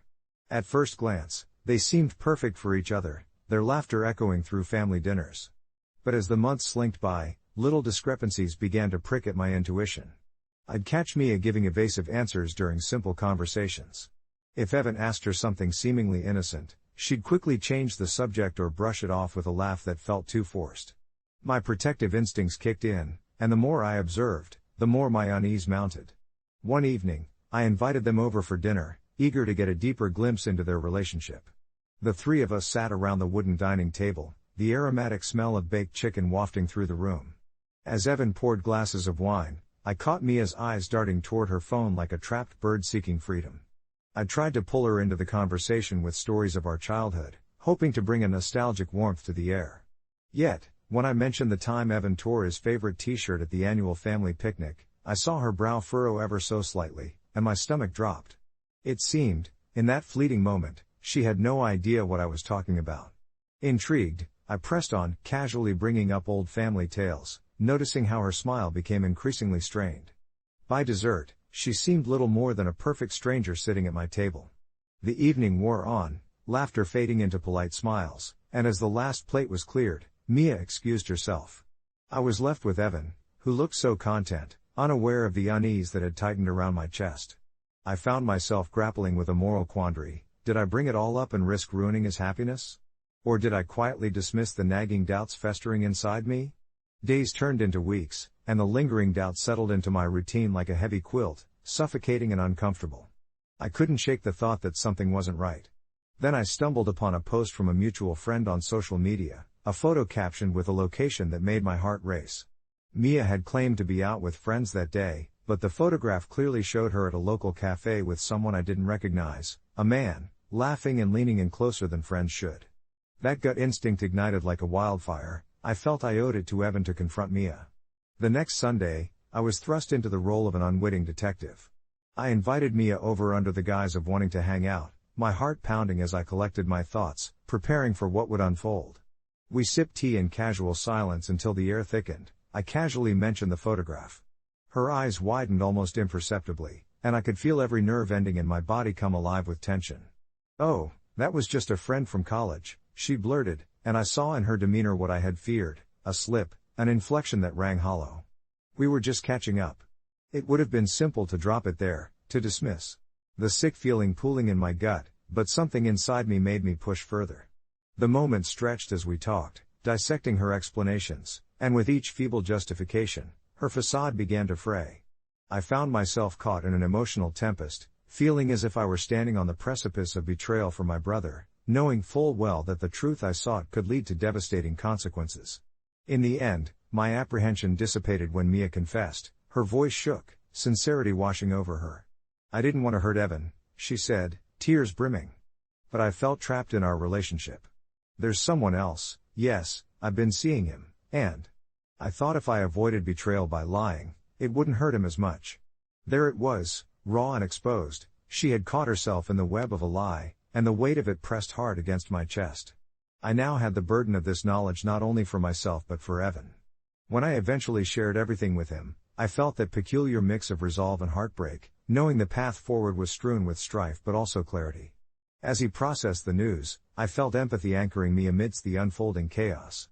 That day would mark the beginning of a slow healing for Evan, a journey filled with tears, and reassessment that eventually led to closure, but more importantly, a chance for him to reclaim his narrative. Reflecting on those events still evokes a cocktail of emotions within me, grief, anger, and ultimately, relief that truth settled in like a balm. Time would teach us lessons, and while I wrestle with the aftermath of having disrupted their lives, I hold on to one clear takeaway: love thrives on trust and honesty.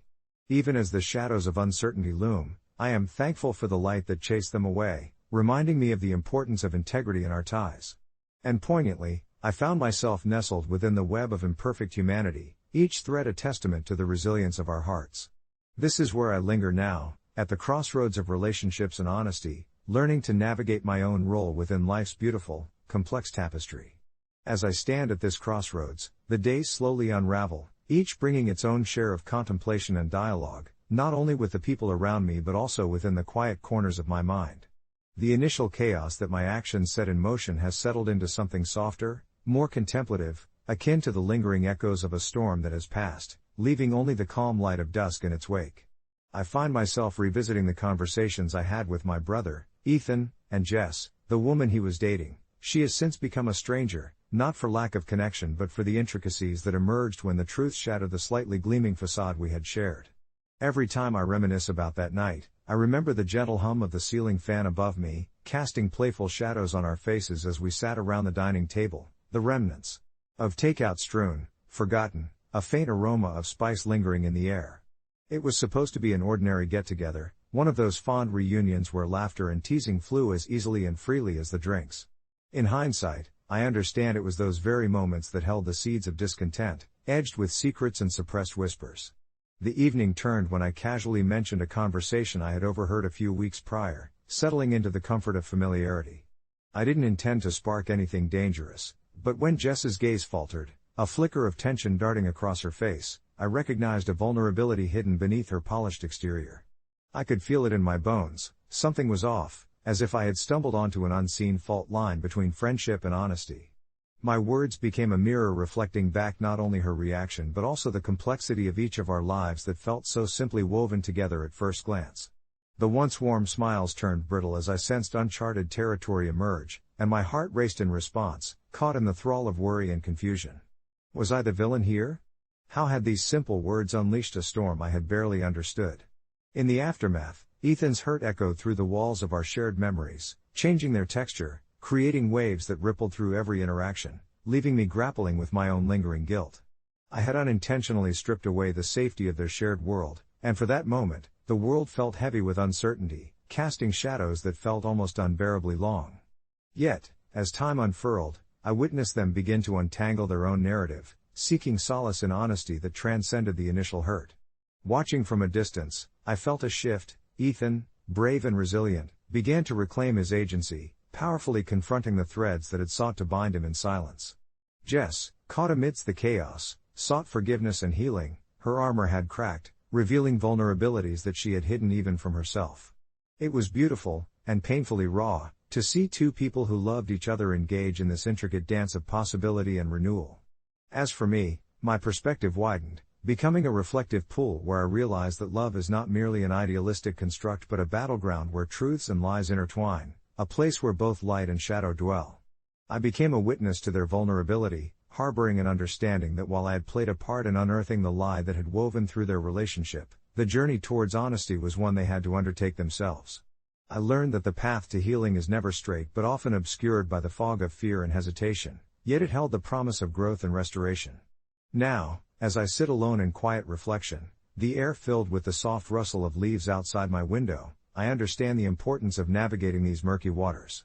I've come to acknowledge that it is often the remnants of past mistakes that can lead us into brighter tomorrows, as we strike a delicate balance between holding on and letting go.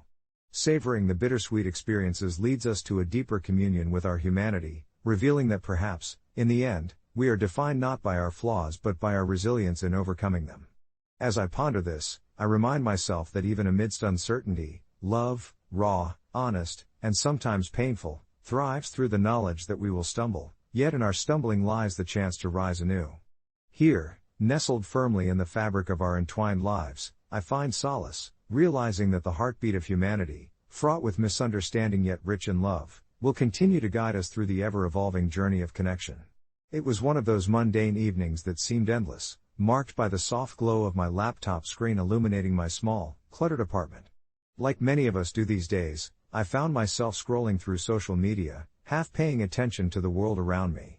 I had recently moved back to my hometown after college, trying to settle into a routine that felt both familiar and painfully dull. I wasn't particularly in touch with my old friends anymore, but every now and then, I would receive a random friend request or notification from them, invoking fond memories and a tinge of nostalgia.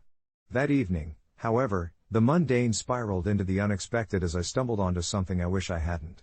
While sifting through my usual lineup of memes and pet videos, I came across a post from Jordan, my old high school friend. He had shared a link that, out of sheer curiosity, I clicked on. That's when I was greeted with a highly explicit video, featuring none other than him. My heart jumped. I could hardly process what I was seeing. The shock wasn't just in the content itself, it was the raw surrealism of seeing someone I grew up with in such an intimate and revealing situation, a stark contrast to the goofy teenager I remembered. I felt that disorienting blend of disbelief and uncomfortable intrigue, my brain racing through the implications. How did this happen? Did he know it was out there? I spent the next few days wrapped in a haze of confusion and guilt. I often wondered whether I should reach out to Jordan, but the fear of crossing a line haunted me. What would I even say? "Hey, I found your video online?" The words felt ridiculous and invasive. I kept telling myself that maybe it was just a fluke of the internet, and that I should let it go, but every time I scrolled past his social media profiles, I felt a pang of disturbance, as if our past friendship was tainted by this unintended discovery. The thought spiraled in my mind: was he okay? Was anyone else aware of this? Was it being shared? I waded through the murky waters of my emotions. I didn't want to objectify him or reduce him to a single, damaging narrative, but I couldn't shake my anxiety about whether he was aware of what was happening behind the scenes of his online persona. After wrestling with myself for a week, I finally found the courage to send him a message, accompanied by a deep breath and the sincerity of a friend. I typed and retyped my words, carefully choosing my tone, desperate to tread lightly. "Hey, I know this might sound weird, but I came across something online and I wanted to check in with you." When he responded, it took me completely by surprise. At first, there was a simple, bemused acknowledgement of my message, but then his tone shifted. "Yeah, I guess it's out there. I thought I could trust that guy with my private videos, but turns out that wasn't the smartest decision." Reading his words, I felt a wave of empathy wash over me.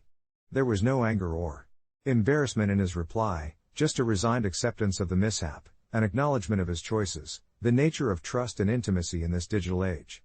It felt like a weight lifted, an opening for genuine conversation, as we ended up chatting late into the night, reminiscing about school days while skirting around the awkwardness that had initially bridged us together.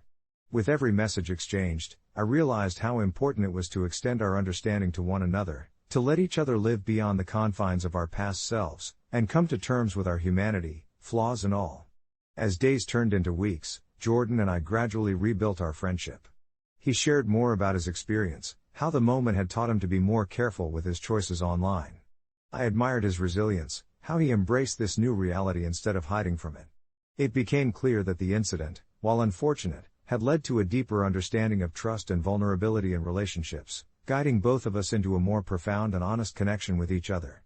Eventually, that unexpected thread that had linked the two of us, so fraught but necessary, loomed large, creating a bridge that carried us forward. In the end, I learned that sometimes shocking experiences can shake us into clarity, reminding us that life, with its highs and lows, is ultimately built on the connections we forge. As I closed my laptop that night, I carried with me a newfound appreciation for the intricacies of friendship, and the delicate balance between vulnerability and trust. Update: a few months later, Jordan launched a podcast where he shared his journey through self-acceptance and the complexities of personal identity in the digital age. I was honored to be one of his first guests, and that raw conversation turned into something both healing and empowering for us both. As I sat across from Jordan in that small, cozy recording studio, the walls adorned with vibrant artwork and a soft rug beneath our feet, the atmosphere was infused with a sense of purpose that transcended our initial fears. It was as if we were stepping onto a stage, but instead of an audience of strangers, we were merely two friends, each sharing pieces of ourselves we had once kept hidden. I watched as he adjusted the microphone, his brow furrowing in concentration while he recalled the uphill battle of self-acceptance. In that moment, I remembered the raw feeling that had surged within me when I stumbled upon his NSFW photos months earlier, how they had unraveled my world and spun it into a tangled web of confusion, admiration, and guilt. It had felt so surreal, and I scarcely imagined that we would come to share such a profound journey afterward. We dove deep into discussions about identity, not only his but also mine, finding solace in the confession of our experiences in a world that often felt too demanding. With each passing moment, the podcast transformed from a simple sharing of stories into a patchwork of vulnerability, where we challenged the notions of expectation and fear surrounding our identities.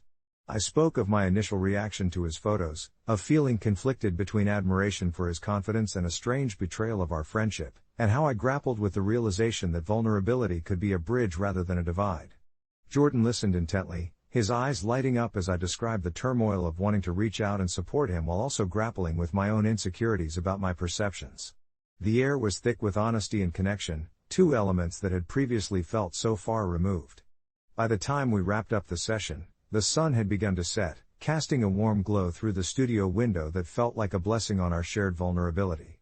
We spent a moment in comfortable silence, reflecting on how this had become more than just a podcast episode. It was a turning point for both of us. That night, as I drifted off to sleep, I felt a wave of contentment wash over me. I realized that those experiences we endured, the unexpected discoveries and the moments of raw honesty, had transformed us into individuals who understood the nuanced dance of connection in an often fragmented world. There was an unspoken promise that despite the myriad of uncertainties life tosses our way, we would navigate the full spectrum of emotions together. The podcast episode aired 2 weeks later, and it was shared amongst our friends and family, leading to conversations we could have only dreamed of having before. Reactions varied, some were supportive, others cautious, but the thread of understanding was woven throughout, sparking a gentle dialogue about identity and acceptance. In the coming months, our friendship deepened, evolving into a safe space where we bared our hopes and fears without reservation. It became clear that our experiences were merely the starting points. Together, we explored deeper conversations about what it meant to express love and vulnerability in friendships, touching on the fears that kept people isolated and ashamed of their authentic selves. Jordan received messages from intrigued listeners who found strength in his story and our conversation, and I would sometimes smile at how far we had come from that initial moment of discomfort and confusion. Not long after, I decided to create a blog inspired by our discussions, focusing on mental well-being and the beauty of genuine connections.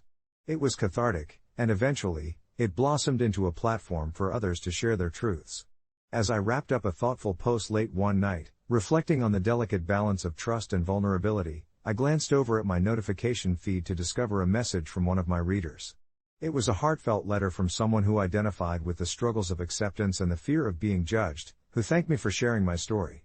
In that moment, I felt a comforting realization settle in. Our lives are often a mosaic crafted from our connections, our fears, our stories, and the way we choose to understand them. And as these exchanges trickled down the corridors of time, I felt a sense of fulfillment, knowing we were building something beyond ourselves, creating waves of understanding and acceptance for anyone who dared to share their journey. In the weeks that followed that moment, I found myself enveloped in an unforeseen sense of purpose. Writing was a refuge, a way to untangle the complexities of my thoughts while forging connections in a broader world. The glowing screen of my laptop became a portal not just for sharing my own experiences, but for inviting others into a dialogue. I began to receive letters not only from those grappling with their own identity but from a diverse tapestry of voices, friends, family, and even strangers, all reaching out in vulnerability. Each note was a thread weaving together a larger narrative of shared humanity, and with every message, I felt the weight of my previous fears begin to lift, like a fog that dissipates under warm sunlight. As Jordan's podcast gained traction, our conversations drew in an audience hungry for authenticity. He had a talent for cultivating a space where stories flowed freely, and I watched as people opened up about their own experiences, revealing the wounds they carried, the battles they fought in silence. Every episode was a reminder that we were not alone, that the threads of our lives were interconnected, even if we often felt like solitary travelers on our respective journeys. The therapeutic richness of our discussions resonated so powerfully that we considered live sessions, inviting our listeners to join in and share their stories, live and unfiltered. One evening, after a particularly moving episode, I laid on my couch, gazing at the ceiling, thoughts swirling in my mind. I remembered my own journey, the immense weight of fear I had endured when I unearthed Jordan's NSFW content. It had initially felt like a betrayal, a rupture in the fabric of our friendship. Yet, now, it appeared as merely a chapter in a broader narrative of growth, acceptance, and deeper understanding. As I turned those ideas over, I started to pen my thoughts, a reflection on how fear can isolate us but also push us toward clarity and connection. Weeks later, after I shared my reflections in one of our episodes, a woman named Mia reached out. She was searching for solace in a tumultuous sea of self-doubt after experiencing something deeply personal, a shocking revelation from her best friend who had suffered through similar battles of identity. Mia's note was laced with pain, courage, and a hint of hope, and as I read her words, my heart swelled with empathy. I felt a calling, a collective responsibility to channel our experiences into something constructive for others, to transform our authentic exchanges into healing touchstones. Eventually, we scheduled a collaborative session where Mia could join us on air, a chance to share her story with vulnerability. The three of us chatted before recording, and I could sense Mia's hesitation. What if no one understands? She shared, the tremor in her voice betraying her fears. In a reassuring tone, I replied, "That's the beauty of sharing. Even if just one person listens and feels seen, it's worth it." With the warmth of our shared energies wrapping around us, we pressed record, and Mia shared more than I could have hoped. Her authentic vulnerability inspired a flood of comments from listeners, people sharing their own experiences of love, loss, and the rawness of existence. After that episode, our community grew exponentially. Messages poured in, and together, we navigated through backstories of fear, courage, and redemption. Each tale felt like pieces of a jigsaw puzzle, slowly creating a whole that was more vibrant than I could have imagined. Through these interactions, I learned that vulnerability weaves the strongest bonds, tying hearts together in a way superficial connections never could. Months later, during a live session that felt charged with energy and authenticity, I reflected on how far we'd come. I could hear the hushed whispers of other shared stories around me, an orchestra of human experiences blending into a comforting harmony. As we concluded, a listener's message popped up, someone thankful for the community we had fostered, expressing how the space made them feel seen for the first time in years. I shared that note aloud, feeling a lump forming in my throat. My heart brimmed with gratitude, a sense of belonging rising within me. This journey began with fear but transformed into something profound, an unabashed embracing of humanity's stories. As I closed my laptop that night, I understood that life is not merely a collection of moments but rather the bonds we forge amidst them, powerful connections that flourish in the soft glow of empathy. I felt a renewed sense of purpose. We were not just sharing stories anymore, we were nurturing a sanctuary where fears could be laid bare, acceptance could blossom, and every voice, even those hidden in the shadows, could resonate with truth. It was in this space that we truly found ourselves, each other, and the collective light we were meant to share. When I first slid into the driver's seat of my Tesla, it felt like the dawn of a new era, not just for me but for how I viewed modern life and technology. I remember the tingling thrill of excitement, the way the soft hum of the electric engine promised a future unshackled from the noise and pollution of the past. My friends ridiculed me then, calling me a tech nerd and mocking my decision to invest in a glorified computer on wheels, but I brushed it off, intoxicated by the sleek design and the allure of sustainability. Over the months, my affinity for the car deepened. I loved the dopamine rush of the instant torque when I pressed the accelerator, the way I could summon my voice assistant to conjure up music, directions, or even a bit of levity from the mundane daily commute. However, everything changed one autumn afternoon when my routine drive home was suddenly interrupted by an unsettling event. Just as I was merging onto the highway, another driver flashed their headlights, gesturing frantically as they maneuvered around me. Confused, I peered into my rearview mirror and saw a family in an old minivan, clearly in distress. My therapy dog, Barkley, who sat beside me with his head resting lazily on my arm, seemed to sense the tension. I slowed down, pulling to the shoulder of the road, my heart racing with a combination of anxiety and curiosity. As I stepped out, the chill of the evening air hit me and I felt the weight of judgment from passing cars, all of them seemingly aware of this strange, spontaneous moment unfolding. The family rushed out of their minivan, a woman in a white blouse and a man with an ashen face, clutching a small child who appeared to be choking. In an instant, every part of me screamed to help. My heart raced as I recalled my first aid training from years ago. With an urgency that drowned my fear, I rushed toward them, my Tesla's sleek lines glimmering in the afternoon sun, a beacon of both technology and newfound responsibility. After a chaotic few minutes, punctuated by the sounds of desperation and gasps for breath, I managed to assist the child, urging them to cough and finally releasing a small object that had lodged in their throat. Relief washed over the family, whose tears now reflected gratitude rather than panic. I could feel their weight lift just as I felt my own pulse calming in the aftershocks of that dangerous moment. But as I turned to return to my car, a thought crept into my mind, knitting itself with fear. Would they see me as just some tech-savvy guy with a fancy car, not a hero, but merely a pawn of materialism?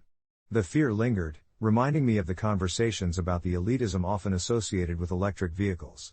I climbed back into my Tesla, feeling not just drained but a little ashamed, questioning the world I inhabited and whether I'd ever truly been one of them. the nice people who drove simple cars, lived simple lives, and were genuinely a part of the community. That night, I couldn't shake the feeling of disconnection as I pulled up online to a popular subreddit, r/AskReddit. I composed a post that translated my turmoil into words, articulating both my pride in my car and my concerns about how it could segregate me from others. After hitting post, I let the debate swirl in my mind while I lay in bed, the glow of my screen illuminating the somber shadows of my room. The responses came flooding in, many sympathized with my plight while others dismissed my feelings as trivial, mere echoes of guilt for disdainful wealth. The engagement tugged on my emotions. Some commenters shared similar experiences, while others recounted how their Teslas had become a symbol of status, painting a picture that was both vibrant and troubling. For the next few weeks, I grappled with the dichotomy between my love for the car and the vision of an isolated future it might represent. It wasn't until an opportunity arose, a local charity organizing an event for underprivileged youth where the community could discuss electric vehicles and how they could benefit everyone, that the fog of confusion began to dissipate. I offered to bring my Tesla, eager to share what drew me to it while also encouraging accessibility and understanding, hoping to bridge that gap I felt separating me from others. And there it was, as kids climbed in and excitedly pushed buttons, their faces lighting up with joy, I witnessed something revealing and profound. It wasn't about the material, it was about sharing experiences, laughter, and connection. As I left the event that evening, the smile on my face mirrored the sunset, a mix of relief and budding hope. I understood then that it wasn't the car that defined me, but the choices I made with it that could reshape my relationship with my community. As for my post on Reddit, I returned to it to share my experience and reflect on how I transformed my initial feelings of isolation into connection. The thread had blossomed with a variety of stories, some filled with heartwarming outcomes, others serving as a reminder that within the vastly sprawling universe of technology, it's our shared humanity that ultimately matters. I realized that despite my car's sleekness and the status it might convey, it was just a vehicle, both literally and metaphorically, for deeper connections, and as the day faded into night, the hum of the electric engine became a melody of promise, one that I eagerly continued to explore with an open heart and mind. As I drove home under the blanket of twilight, the blue glow of the dashboard illuminated my face, casting soft shadows that danced to the hum of the electric motor. I couldn't help but think of all the interactions I had that day, the threads weaving together a tapestry of shared experiences. The stories I had read and those I had bravely shared of my own made me realize that there was more to owning a Tesla than the sleek, cutting-edge technology or the environmental consciousness it represented. It was about the connections I was forging, each encounter igniting a spark of camaraderie that I had previously thought impossible within the isolating confines of technology. I had initially approached the announcement of the salute with a twinge of apprehension. The idea of gathering with hundreds of fellow owners and waving at strangers felt oddly intimidating. Yet, as I parked my car alongside a sea of gleaming Teslas, I felt an unexpected thrill of belonging. Strangers exchanged knowing smiles and nods, acknowledgement of a shared choice that seemed almost sacred.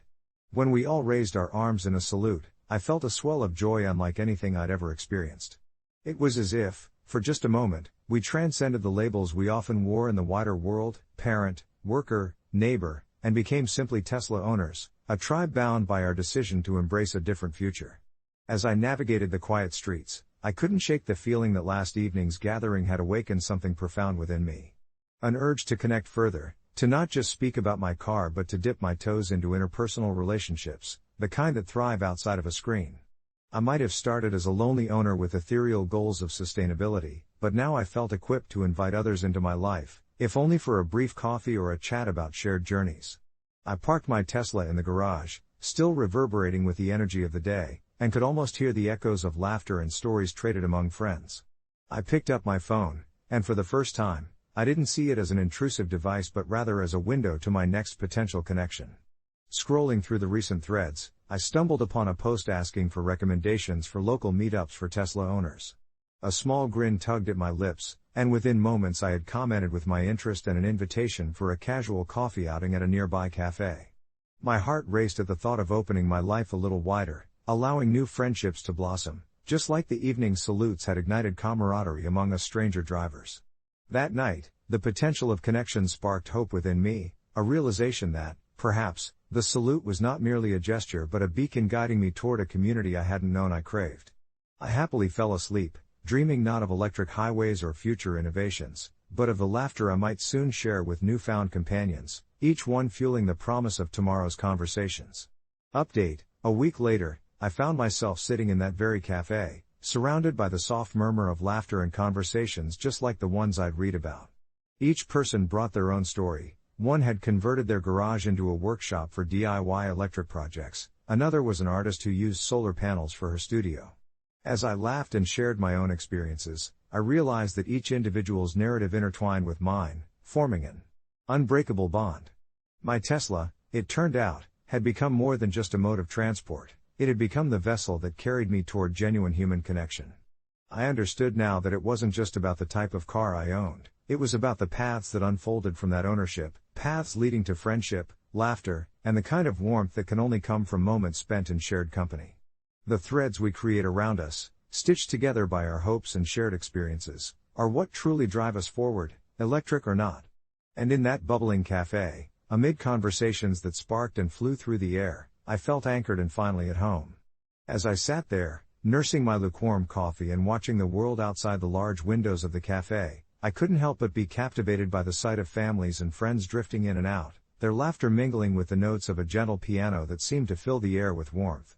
Each car that passed, along with their unique stories and journeys, reminded me of the conversations I had shared online, the kind that made me realize being a Tesla owner was less about the car itself and more about the community it unwittingly introduced me to.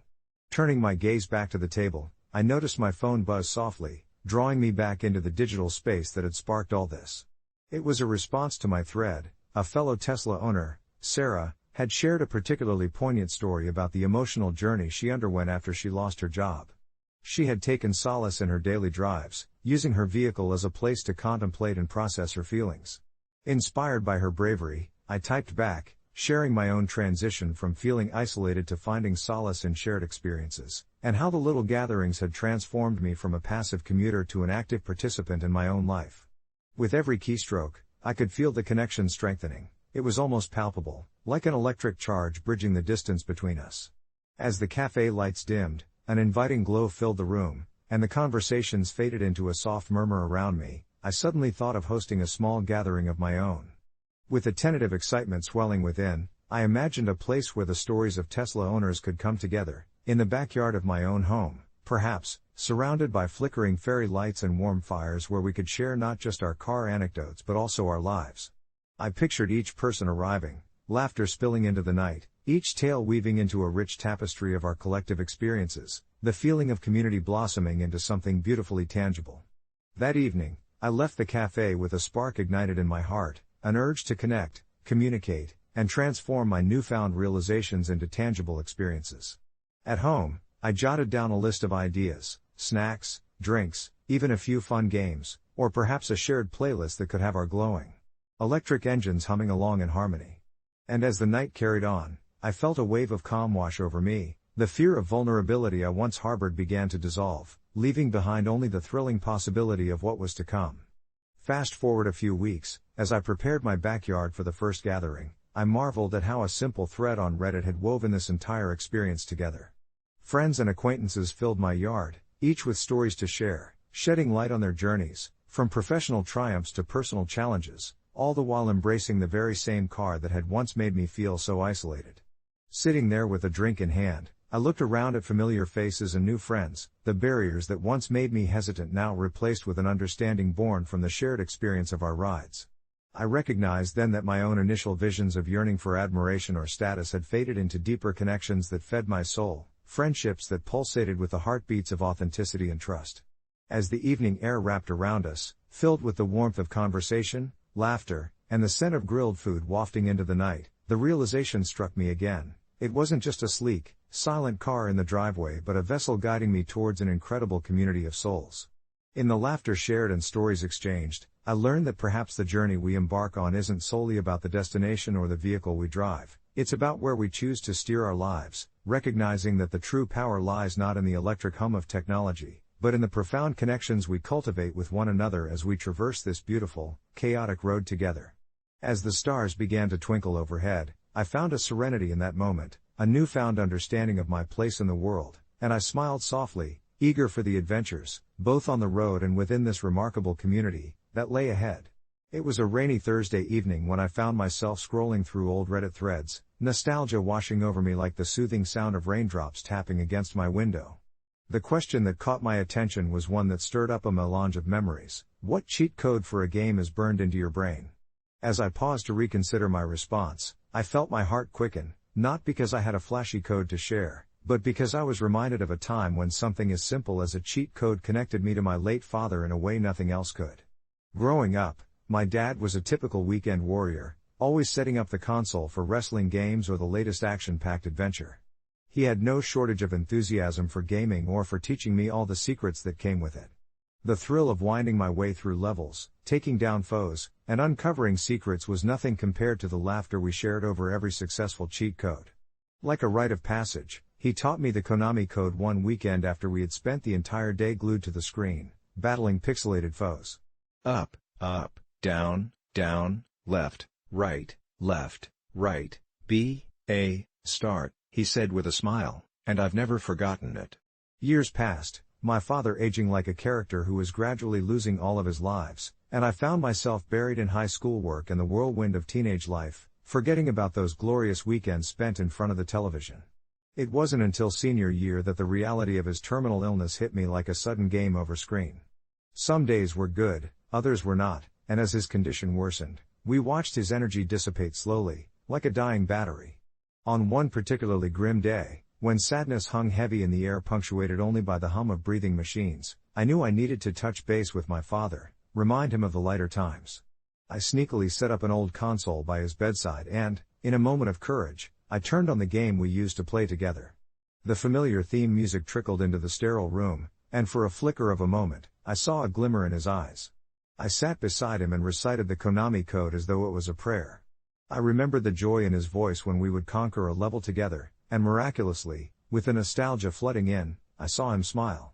It was a bittersweet moment, but for a few minutes, he looked like the vibrant father I had known growing up, instead of the frail man his illness had turned him into.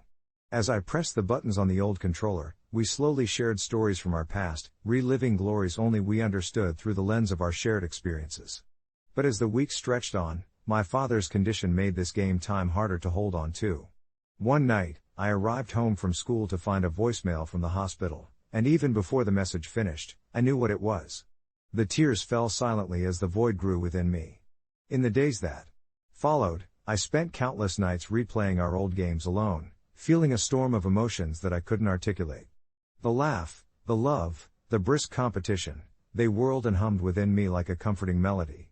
Eventually, the console became too painful to look at, so I packed it away. I focused on life beyond video games, studies, friendships, and dreams, but I found myself returning to that thread. The question lingered in my mind, and I realized that maybe it was less about a cheat code for a game and more about the love that infused our time together. With the much anticipated college acceptances looming, I finally decided to face my feelings. Heart heavy, I dug out the old console one final time, and although it had gathered dust, it represented a fragment of my past. Placing it back in the living room, I took a deep breath, and spoke aloud, up, down, left, right, B, A, start. That night, I played until the sun began to rise, rediscovering pieces of myself I thought I had lost. I promised myself to cherish not just the game but the lessons surrounding it, the code forever embedding itself in my heart, a reminder of the connection I shared with my dad. Life isn't just about the games we play or the cheats we know, it's about the people who make those experiences meaningful. A few months later, the void still ached but my heart felt oddly light. I found myself on Reddit once again, only now I was more interested in sharing my story rather than simply reminiscing. I hesitated briefly, wondering if my experience was worthy of being shared. Yet, I clicked to start typing, hoping my reflection might resonate with others. After posting, I received a flood of messages, some filled with empathy, others with stories mirroring my own experiences. It was as if a community had wrapped around me, reminding me I was never alone, that the code I recited had a warmth that extended beyond mere pixels on a screen. Sometimes it takes heartache to rediscover joy, even amid the most difficult circumstances, and as those weeks turned into months, I began to heal. The familiarity of the thread would transform into lifelong connections. I realize now that while video games may hold codes, Love and memory are the truest cheats, equipping us to rise above and carry on in remembrance of those we cherish. In the gentle embrace of those newfound relationships, I found solace in late-night chats that spilled into dawn, where the shared vulnerabilities of strangers morphed into the pillars of my resilience. Each message came like a cheat code, unlocking pieces of laughter and encouragement just when I thought I'd exhausted my will to get up. When my days felt colorless, I'd delve into the Discord server dedicated to our favorite game, where familiar usernames glowed in the dim light of my screen, like beacon signals in a fog. We spoke of our lives, the burdens we bore beyond the avatar skins and level ups, and I learned that each of us bore scars, those remnants of heartache that reminded us of our humanity. One evening, as I sought refuge in the warm glow of my monitor, a fellow gamer named Jenna shared a card game she'd invented to cope with loss. Its mechanics were simple. Each participant would recite a memory linked to someone they missed, and with each memory shared, they would place down a card, creating a collective tapestry of longing and love. It was a healing exercise wrapped in fun, and I craved to participate, to share my pain and witness theirs. I soon learned that her unexpected vulnerability had a ripple effect. It opened doors to conversations I'd long avoided, opportunities to honor those I'd loved, and yes, even laugh at the quirky antics of my digital counterparts. That weekend, we held our first live game session over a video call, the virtual space overflowing with laughter as nostalgia washed over us like the tide pulling at a shoreline. With every story that was shared, there were gasps and bursts of laughter, the kind that dances at the edge of each syllable, transporting us back to simpler times. I could feel my heart uncoil a little, the heaviness of my grief loosening its grip, if only temporarily. I recalled a game where the protagonist could pause time, a code I'd entered too many times, where in that temporary stillness, I could gather my breath, reflect on the path taken, and, perhaps, reinvent myself anew for the journey ahead. Sharing memories with Jenna and the others felt akin to pressing that button, to freeze a moment while pain and joy collided, reshaping the landscape of my soul. Days turned into weeks, and I grew accustomed to their digital companionship, and though I had initially feared repetition would lead to dullness, I found the opposite to be true. New thoughts would spring forth, each more vivid and surprising, as we built a shared lexicon filled with inside jokes and heartfelt notes. Yet, amidst this warmth, I still felt pangs of the past creeping in uninvited, memories that snaked around my heart and mind, reminding me I would never entirely escape the shadows cast by those I'd lost. One evening, as I sat in my room, I received a direct message from Jenna, one that sent a tremble through me. "Can I call you? I need to share something." My instinct was to say no, to retreat into my well-practiced solitude, but she was my friend, and grief has a way of forcing connections when they feel most fragile. When we were connected by the thin thread of the call, I noticed her voice trembled lightly, unveiling the rawness beneath her steady exterior. "I want to let you know that I'm thinking of doing something for my brother's anniversary in a few months. I want to do a charity walk, and I plan to walk for him." My instincts diverted to protective mode, urging me to reassure her that it was wise to memorialize loved ones, but I held my tongue. "I want to invite you to join me," she continued hesitantly. "I know how much your brother meant to you." The weight of the moment settled into my chest, a bittersweet ache of longing rooted in an understanding that we shared, that what we lost could be the same, yet tasted differently depending on our flavors of love and grief. The thought of stepping into the sunlight, the cool wind against my face, made the walls of my room feel even more constricting. With my brother's absence weighing heavily in my mind, I felt a stirring of doubt. What if I failed? What if remembrance equaled pain? But as I searched for words that could explain the tug of war inside me, I realized, I'd be honored. As the days turned to weeks leading up to the walk, I found myself caught in a bittersweet whirlwind, the kind that celebrates life while navigating the ache of loss. Each evening brought moments of introspection and shared laughter with Jenna. We grew closer, entwining our stories as we prepared to honor those we loved.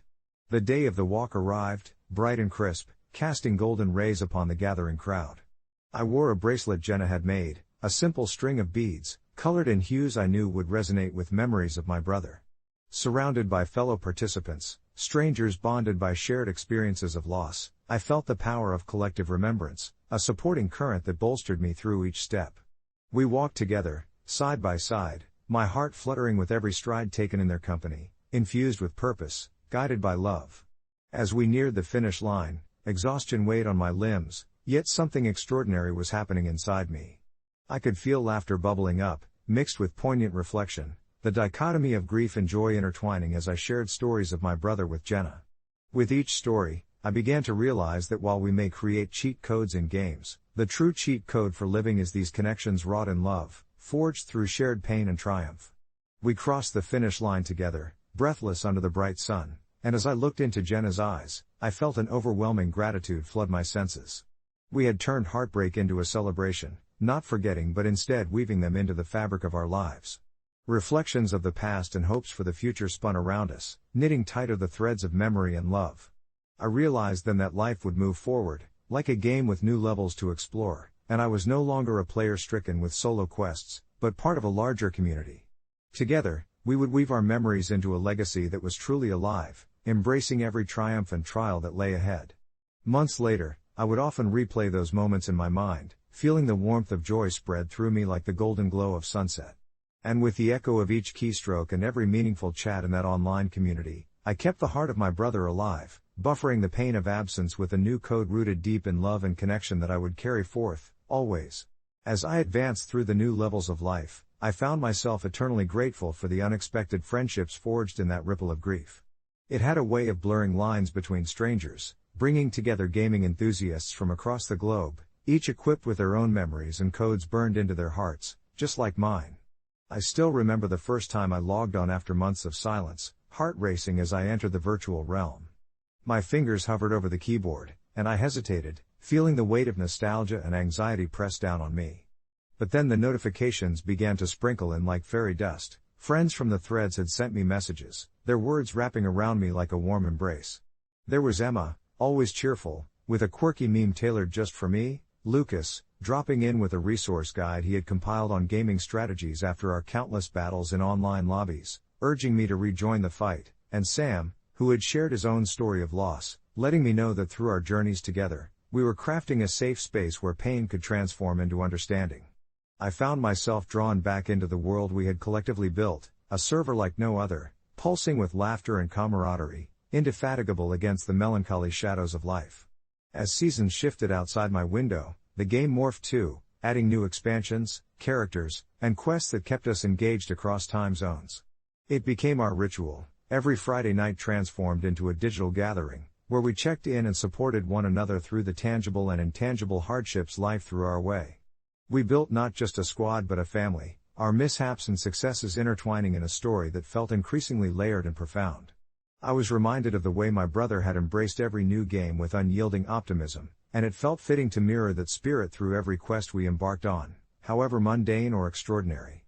I would often take a moment to step back during these sessions, filled with laughter and shared stories, and ponder how far we had come.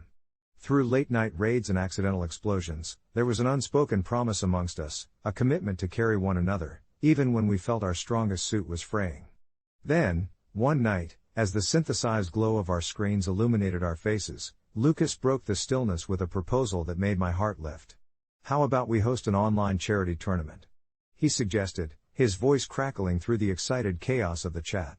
The idea sparked a flurry of messages, a mixture of enthusiasm and tentative worry. Were we ready for something so public, given our collective wounds? But slowly, the thrill of the thought washed over us. It felt like a power-up we never knew we needed. Our online adventures could help others, we could funnel our shared grief into hope and connection. As I watched the chat explode with chatter and heart emojis, I couldn't help but think it encapsulated everything we had bridged together over those months. We were not simply gamers on a screen, we were bearers of stories, transformed by the codes of resilience instead of defeat.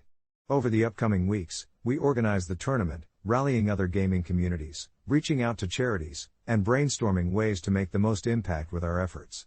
Each member of our group took on roles that suited their strengths, and what should have felt overwhelming transformed into an epic quest, each challenge met with newfound enthusiasm. As the tournament day arrived, I sat at my desk, surrounded by snacks and game controllers, with a sense of urgency tingling in the air. My heart raced not from nerves but from something else entirely. I felt my brother's spirit there with me, every cheer, every laughter echoing within the walls of my home. It was a connection that transcended distance, a network of caring souls gathered beneath the banner of love. When the tournament drew to a close, and winners were celebrated alongside heartfelt stories of those affected by the causes we fought for, I felt a profound sense of fulfillment wash over me. Though the virtual trophies were nice, what resonated deeper was the ripple effect we had created, We had helped others, drawing from our own wounds to craft a legacy filled with hope and healing. As the final moments unfolded with cheers through the voice chat, I took a deep breath and closed my eyes, attuned to the hum of laughter, the thrum of shared memories. Maybe it was in these last echoes that I found solace, in the awareness that without my brother's love, I might never have opened my heart wide enough to connect with these resilient souls who had become my lifeline.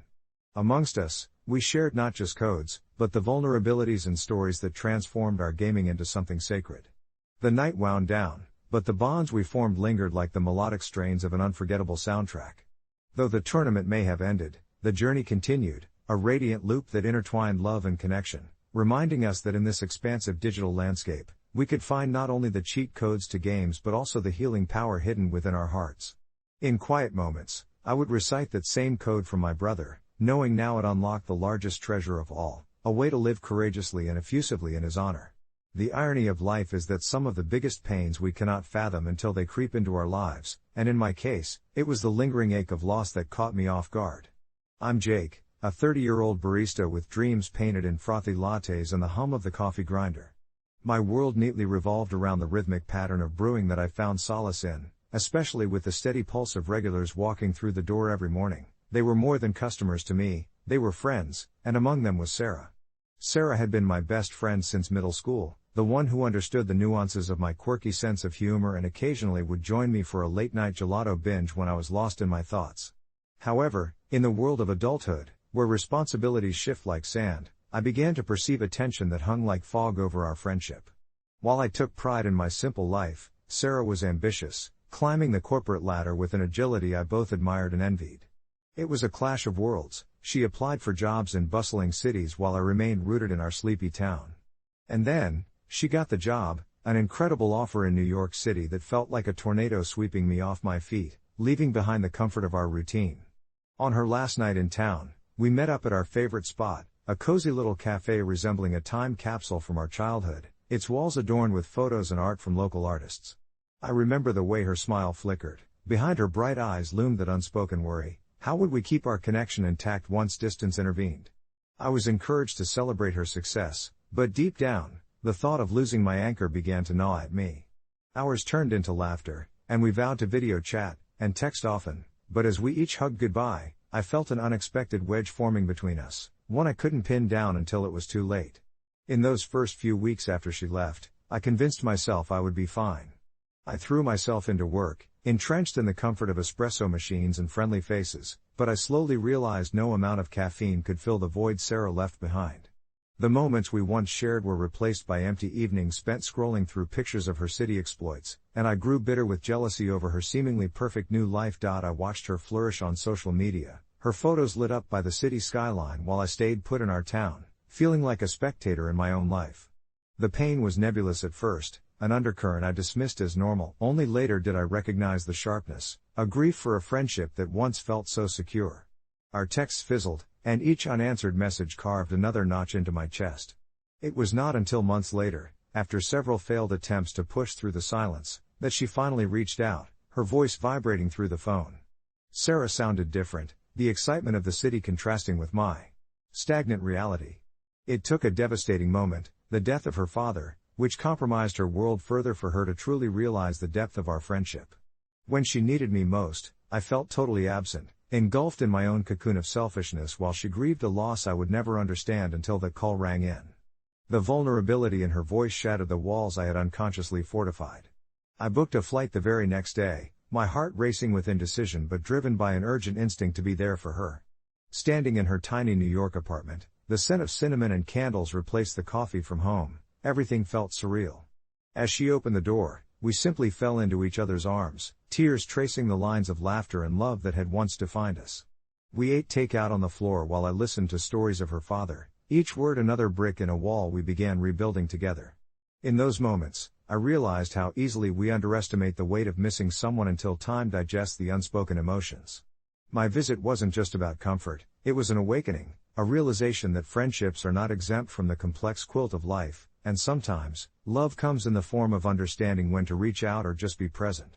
After spending a few days by her side, I left forgiven and healing, promising to never lose that connection again. The distance faded into something manageable, something we both learned to navigate like drifting clouds.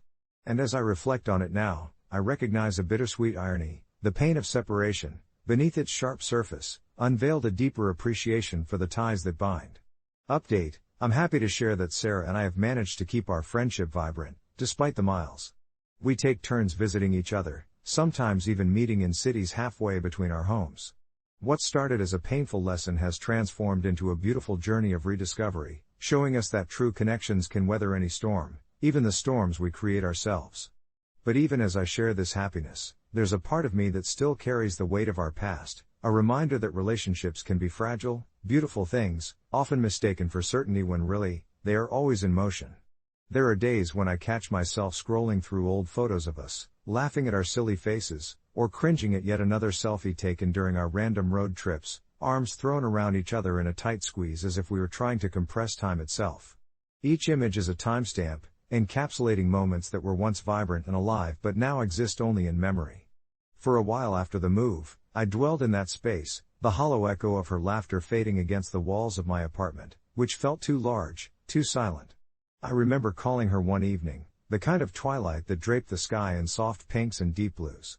I wanted to confide my loneliness, but instead we found ourselves recapping our days. She had started a job in a quaint bookstore, replacing her old retail gig, and I had finally finished the first draft of my novel after months of feeling like I was chasing shadows. Those conversations became a lifeline for both of us, threads pulling us through the haze of change. At the same time, I began to realize that the pain of separation was not only about missing her presence, it was about confronting the ghosts of unspoken words and things left unsaid. During one of our late-night calls, Sarah mentioned something that struck me like a rogue wave crashing into the shore. She was talking about how people underestimate the pain of being alone, mistaking it for mere solitude, a simple trait of independence. "It's different when it's chosen," she said, the fragility of her tone allowing me to sense the weight behind her words. "But when it's forced upon you, it feels like a wound that's deep but never really injures the skin." I sat in silence as her words echoed in my mind, tracing a path through my heart. I never fully grasped that distinction until now. It brought clarity to my own struggle, one that became a constant companion in my new life. I started jotting down my thoughts in a journal, letting the ink spill onto the pages whenever the silence became too loud, remembering not only the bright memories of us together but also the weight of distance between. I began to attend a small writer's retreat in a nearby town, hoping to find fresh inspiration and maybe meet some new people. To my surprise, I found others sharing similar feelings in the hum of long storytelling nights, tapestry outreach sessions where vulnerability felt like an open invitation rather than a burden. It didn't take long for me to bond with a small but diverse group, a mix of aspiring poets, established novelists, and sensitive souls who, like me, were navigating their own shifting landscapes. They weren't replacements for Sarah, rather, they became companions on this unexpected journey. One of them, Liam, an insightful guy with an old soul, often encouraged me to embrace the ache of separation as an artistic tool instead of a hindrance. He said, "When you feel that gnawing emptiness, let it fill you with understanding. It's a part of you now." Leaving the retreat, I felt renewed, equipped with fresh perspectives that were like soft breezes on my once static life. And while there were still moments that I longed for Sarah's familiar laugh or the warmth of her encouraging words, I resolved to balance my newfound friendships with the enduring connection I had with her. Weeks turned into months, and although we still shared stories from our separate corners of the world, I found I no longer mourned her absence. I began to celebrate our odd little friendship, one that had evolved beyond proximity. With time, I understood that distance does not diminish the depth of love. Instead, it can broaden its horizon, allowing us to redefine what companionship means.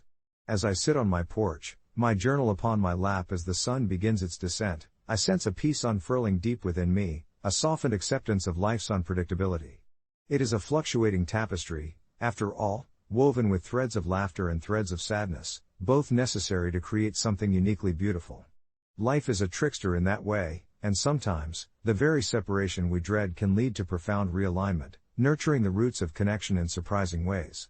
As the last rays of sunlight danced upon the horizon, I couldn't help but think back on the moments that led me to this serene state of mind.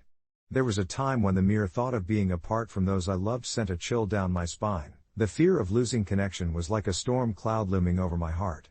But now, looking at the pink and orange hues merging in the sky, I realized the storms were often mere prefaces to breathtaking rainbows, stretching wide and full with forgotten promises of hope. Too often, I underestimated the pain that came with distance, how it could gnaw at the edges of happiness, causing protagonists of love stories to meander into unknown terrains, struggling with solitude. I remember a chilly autumn afternoon, not long after separating from Sarah, where I found myself in the small cafe we used to frequent, surrounded by the scent of roasted coffee beans and baked goods. Alone in a corner, I watched as couples shared laughter and sipped steaming mugs, the warmth of connection starkly contrasted against my own cold solitude. I didn't realize it at the time, but witnessing those interactions was an unexpected kaleidoscope of emotions, longing, nostalgia, envy, but also a quiet sense of hope that perhaps my heart might one day open itself to new connections, even with the old thread still tightly woven in. With my journal perched before me, I began writing about my feelings, the catharsis pouring onto the pages as ink, revealing shades of grief and acceptance I didn't know existed. After a while, I took a deep breath and longed for that familiar warmth, Sarah's laughter, our shared jokes, the comfort of simply being ourselves amidst the world's chaos. It was within those pages that I promised to nurture our friendship through whatever channels life had left open. It became my silent rebellion against the easily frayed ties we often allowed to unravel. I started sending her little letters, almost anachronistic in this age of quick texts, but filled with heart and warmth. I shared pieces of my life, tidbits of new experiences, silly mishaps, and even quiet moments that whispered of nostalgia, each letter crafted like a gift wrapped in memories. Sarah responded with enthusiasm, her words spilling from the pen in vibrant colors, emboldened by the distance yet softened by our shared history. She would detail her own adventures, the days spent finding solace in new places, yet all the while capturing the essence of our shared times within her prose. Sipping chai lattes in a hip cafe in her city, she wrote about a lovely park where she would sit and watch the people go by, catching glimpses of couples and families, which often stirred her thoughts back to us. I could feel our connection rekindle through each carefully curated line, each memory fluttering like autumn leaves caught in a gentle breeze, finding their way back home. And now, as I pen my reflections on this porch under the dimming sky, I marvel at how the winds of separation cooled our relationships yet allowed the roots to grow stronger. The pain I once dreaded became a bridge, leading us toward renewed laughter and adventures that were yet to come. We rediscovered the beauty of simple moments during our visits, cooking together again, our shared silence tumbling in comfort rather than tension, hiking trails that stretched beyond the horizon, mirroring the way our friendship continued to expand. Sometimes I find myself pondering the intricacies of life, how it never stays confined to just one path, how it weaves through shadows and light seamlessly, creating a dynamic tapestry of friendship, love, and connection. I learned that letting go doesn't mean losing, it often means stepping back, observing, and appreciating the layers that can emerge when we give space for growth. As the last of the sun slips below the horizon, the stars begin to sprinkle the sky, a sigh of contentment escapes me. The journey of rediscovery continues, and there lies a promise of more laughter, more shared experiences, and the gentle reminder that love and connection can always find a way to bridge whatever distance life may introduce. And so, with my heart lightened, I close my journal, embrace the darkness that envelops my porch, and let the quiet reflection of this moment guide me softly toward sleep, cradled on wings of hope in the gentle rhythm of possibility. The hum of chatter filled the classroom, punctuated by the clinking of chairs and the rustle of notebooks. But I was lost in my thoughts, my fingers idly tracing the smooth surface of my desk.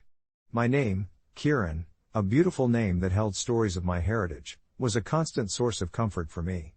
It was a reminder of where I came from, my family's roots in India, and the rich culture that shaped my identity. Yet, as I sat there surrounded by my classmates, I could feel the familiar weight of unease settling on my shoulders. Since starting high school in the United States, I had faced the same question from my peers over and over again: why don't you pick an American name? At first, I would laugh it off, shrugging my shoulders as if it were no big deal. But as the months went by, the well-meaning suggestions became more persistent, and I started to dread the conversations. Each request felt like a tiny chip at my identity, a subtle push toward becoming someone I wasn't. One dull September afternoon, the teacher announced a group project.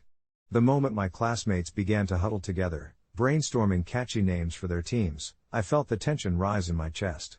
I had always been an observer, preferring to listen rather than speak up, but today, something shifted inside me. As the laughter and suggestions bounced around the room, I finally exhaled a deep breath, mustering the courage to say, I don't want an American name. The words wobbled as they escaped my lips, but the room fell silent. I could see the surprise etched on their faces, momentary confusion mixed with pity. My friend Sarah, who had always been supportive, looked at me with wide eyes. Why not, though? It would be so much easier for everyone. Her voice was soft, but I could hear the underlying judgment. Because it's my name. It's who I am, I replied, my cheeks flushing. The room shifted slightly, and I could sense a mix of discomfort and curiosity splashing through the group. I could feel my heart pounding louder, the pressure of their stares weighing heavily on me, but I pressed on. I dove into the significance of my name, explaining the stories my grandmother used to tell me about my heritage, the richness that came with it.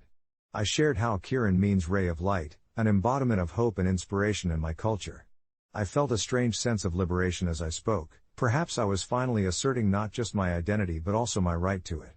However, as the excitement of my declaration faded, the reactions shifted. Some classmates nodded along, and a few offered apologetic smiles, but I noticed others exchanging looks of bafflement as if they couldn't fathom why I didn't want to blend in. After class, Sarah approached me, her expression mixed with concern. I get it, Kieran, but think about it, everyone here has names you can hardly pronounce. Why wouldn't you want something that's easier for us to remember? Her insistence left me reeling. I had no intention of conforming to someone else's convenience. I felt an emotional surge of frustration mixed with sadness as I realized how hard it was for me to bridge this cultural gap among people I thought I could trust. As the week passed, I found myself pondering the reactions of my classmates, unsure if I had been too confrontational. A lingering doubt settled in my mind about whether I had made the right choice. The struggle became my silent companion, a shadow tugging at the corners of my thoughts. Then one evening, I received a message from Sarah, a simple apology for the way the conversation had turned that day.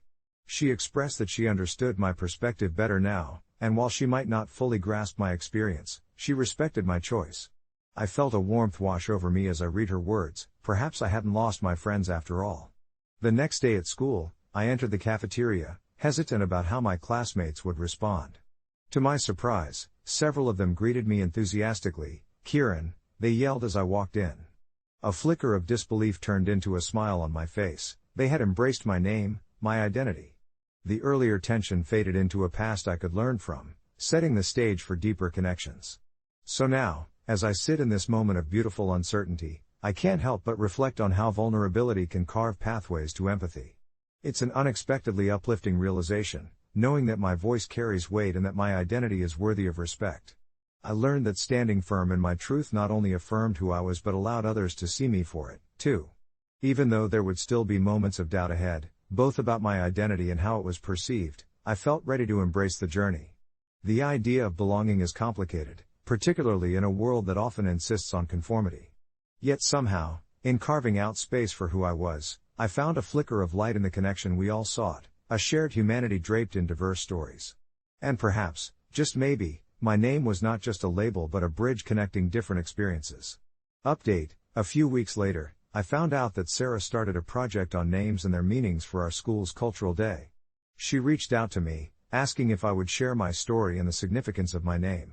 This unexpected twist rekindled my excitement about cultural exchanges, allowing me to be an ambassador for understanding in our school.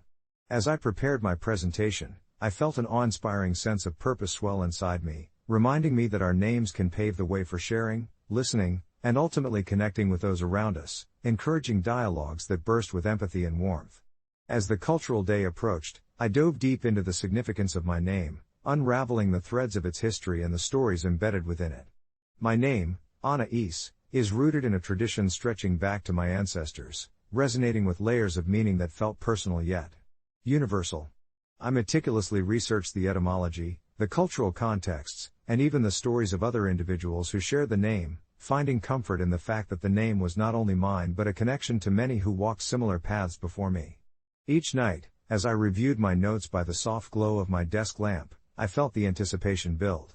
It wasn't just a presentation, it was a chance to turn the tide of misunderstanding and perhaps inspire others to appreciate their own names and heritages. I designed a simple PowerPoint slideshow, featuring images of my family, pictures from cultural celebrations, and quotes that celebrated the beauty of diversity.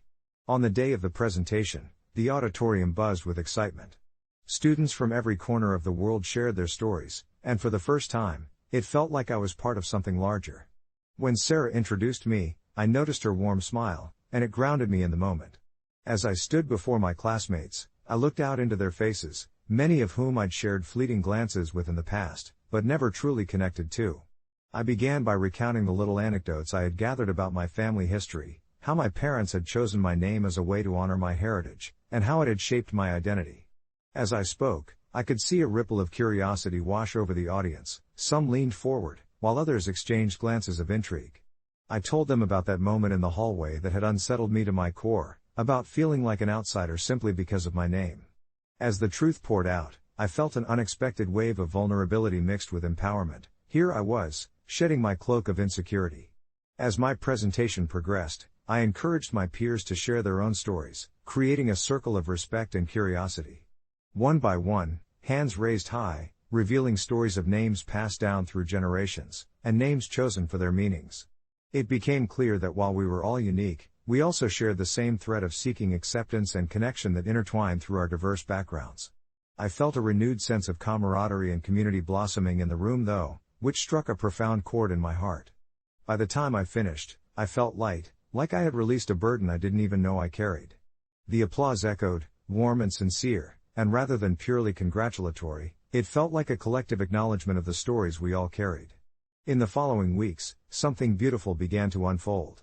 My classmates, spurred on by the reactions from the presentation, started greeting each other by their names, spelling them out, sharing their meanings, and listening to each other with an attentiveness that hadn't existed before.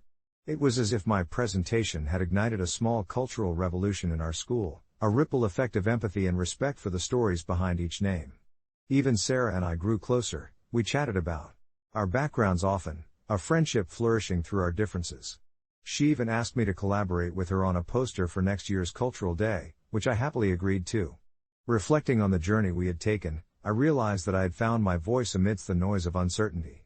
The way my classmates began to see each other with more warmth, emphasizing real connection over preconceived notions, inspired me beyond words.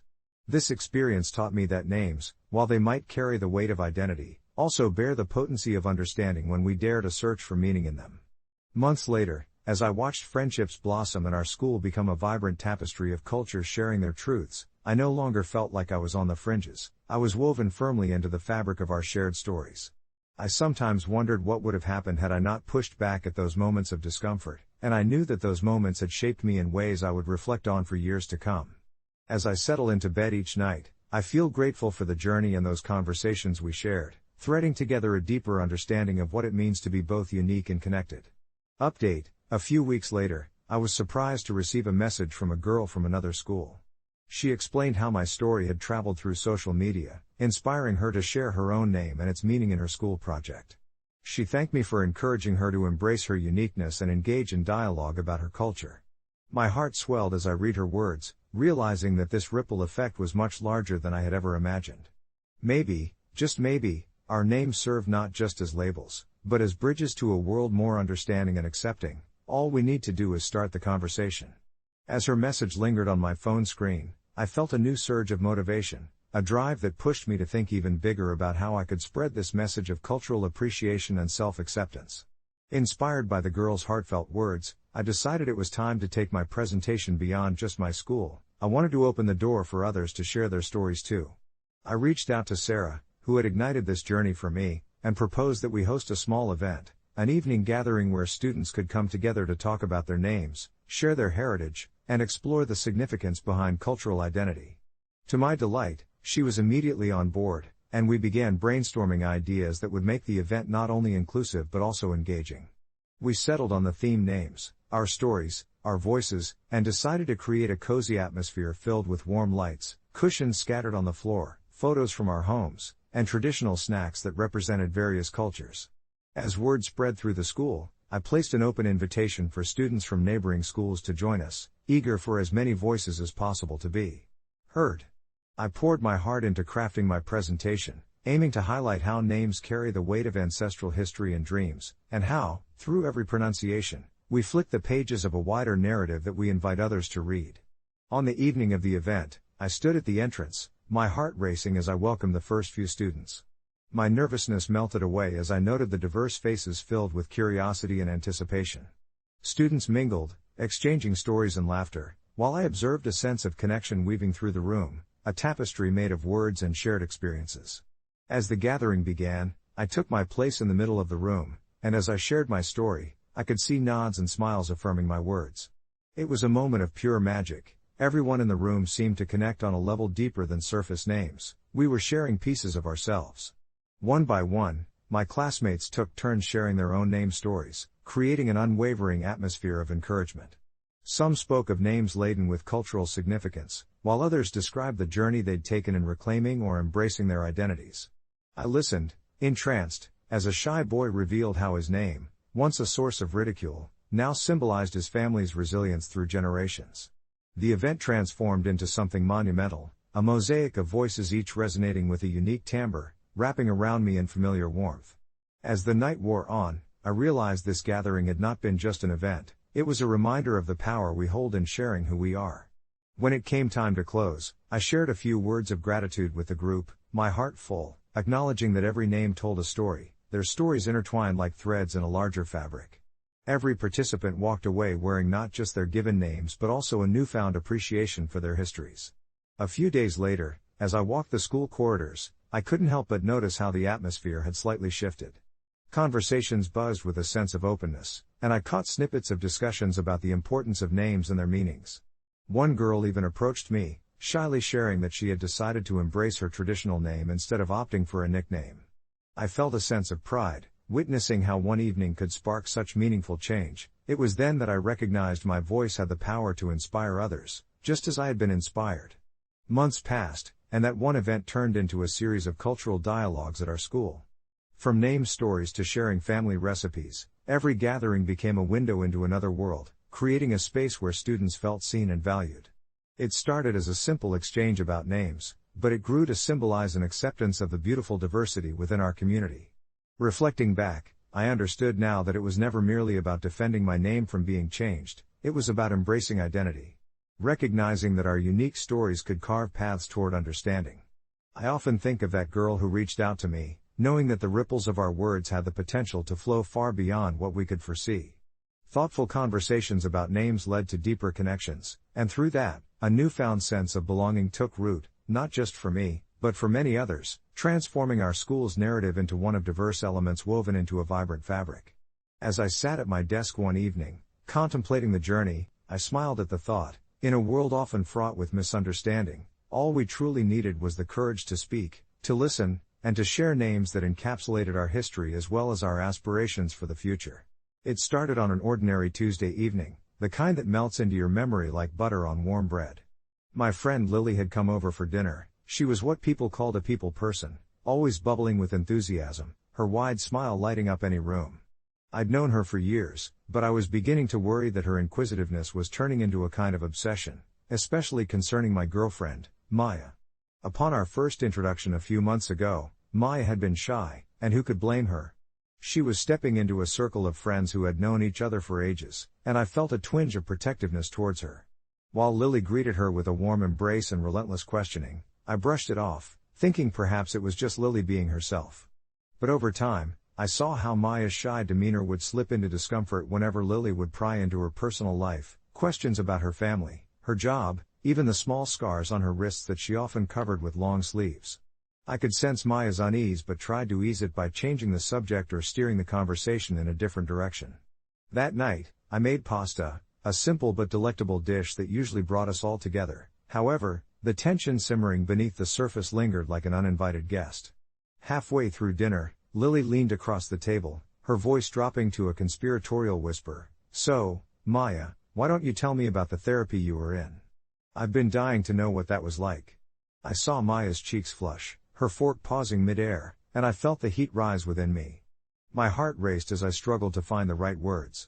It wasn't merely curious questioning, it felt invasive, and in that moment, my protectiveness flared. I turned sharply to Lily, perhaps too sharply. "Can you just drop it, Lily? Not everyone wants their history dissected at the dinner table." The silence was thick, as if the air had been sucked out of the room, Maya's eyes wide with surprise and a flicker of relief, but I could also see her disappointment. I felt bad almost instantly for raising my voice, but I was too wrapped up in my determination to shield Maya from Lily's relentless probing. It felt like a necessary, albeit awkward, confrontation that I hoped would put an end to Lily's intrusive nature. After dinner, things were tense. Lily muttered a half-hearted apology, but I could see she didn't grasp the gravity of her actions. Maya's eyes, usually a vibrant mix of green and brown, appeared dulled by discomfort. She was sweet and didn't want to create waves, but I knew she felt uneasy around Lily, and I couldn't shake the guilt spiraling within me for yelling at someone who had meant no harm.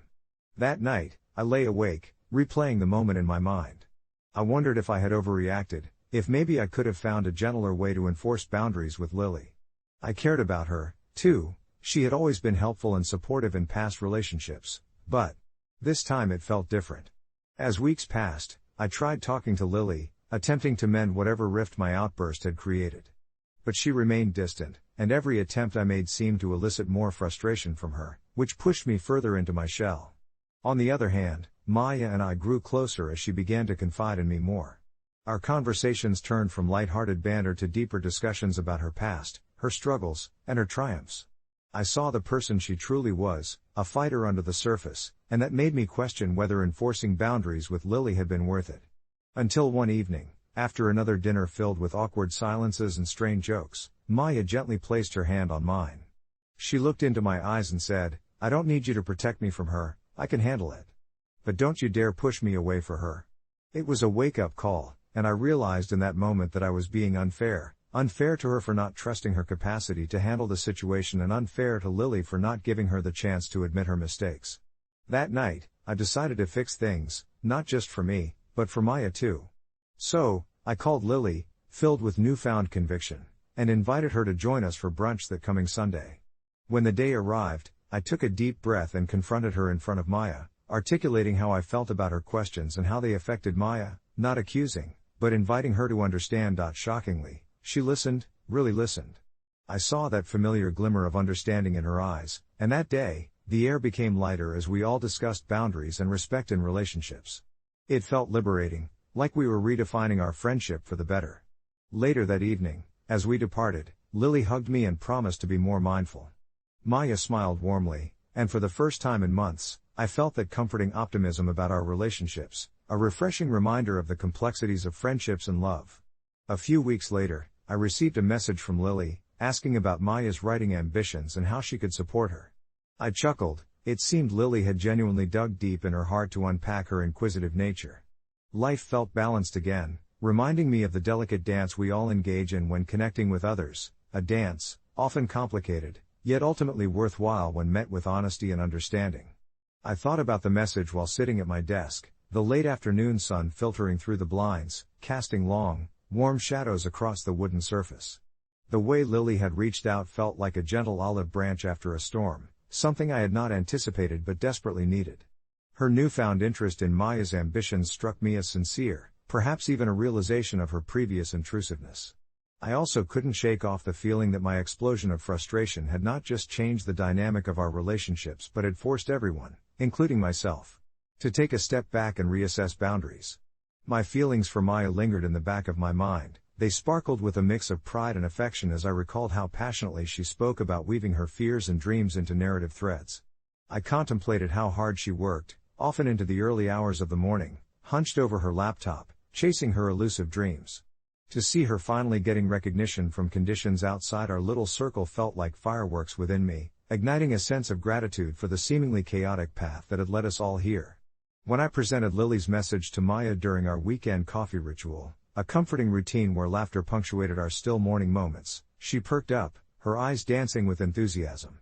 "I think it's sweet," she exclaimed, the genuine warmth encapsulating her more than the caffeine ever could. As we discussed the best responses to send, I dug deeper into my thoughts. Maya, maybe this could encourage her to be more supportive rather than just nosy? My intent was to prod her to see it as a chance for healing, for growth, and a possible bridge forward. Throughout the week, my optimism clung to me, unwavering, as if I had gathered energy from the harmony that surrounded us. I began noticing small changes within our group dynamics.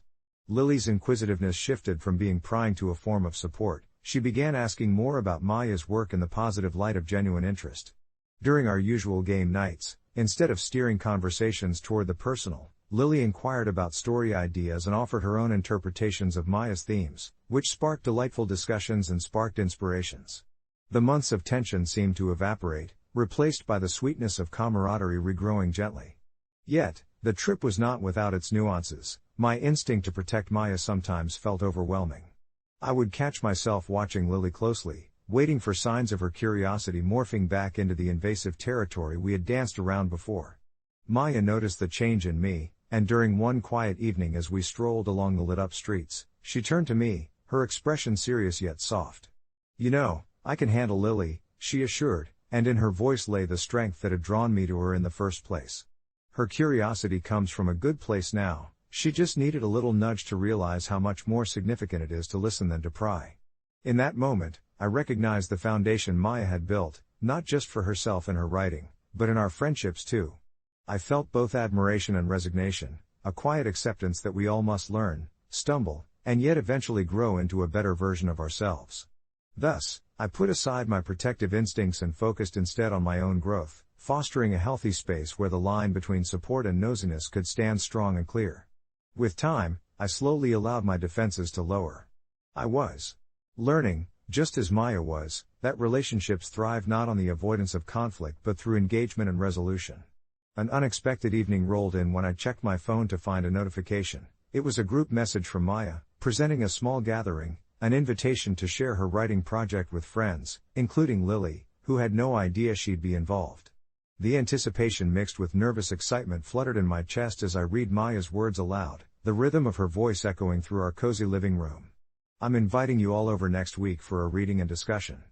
Bring your open minds, and maybe some snacks."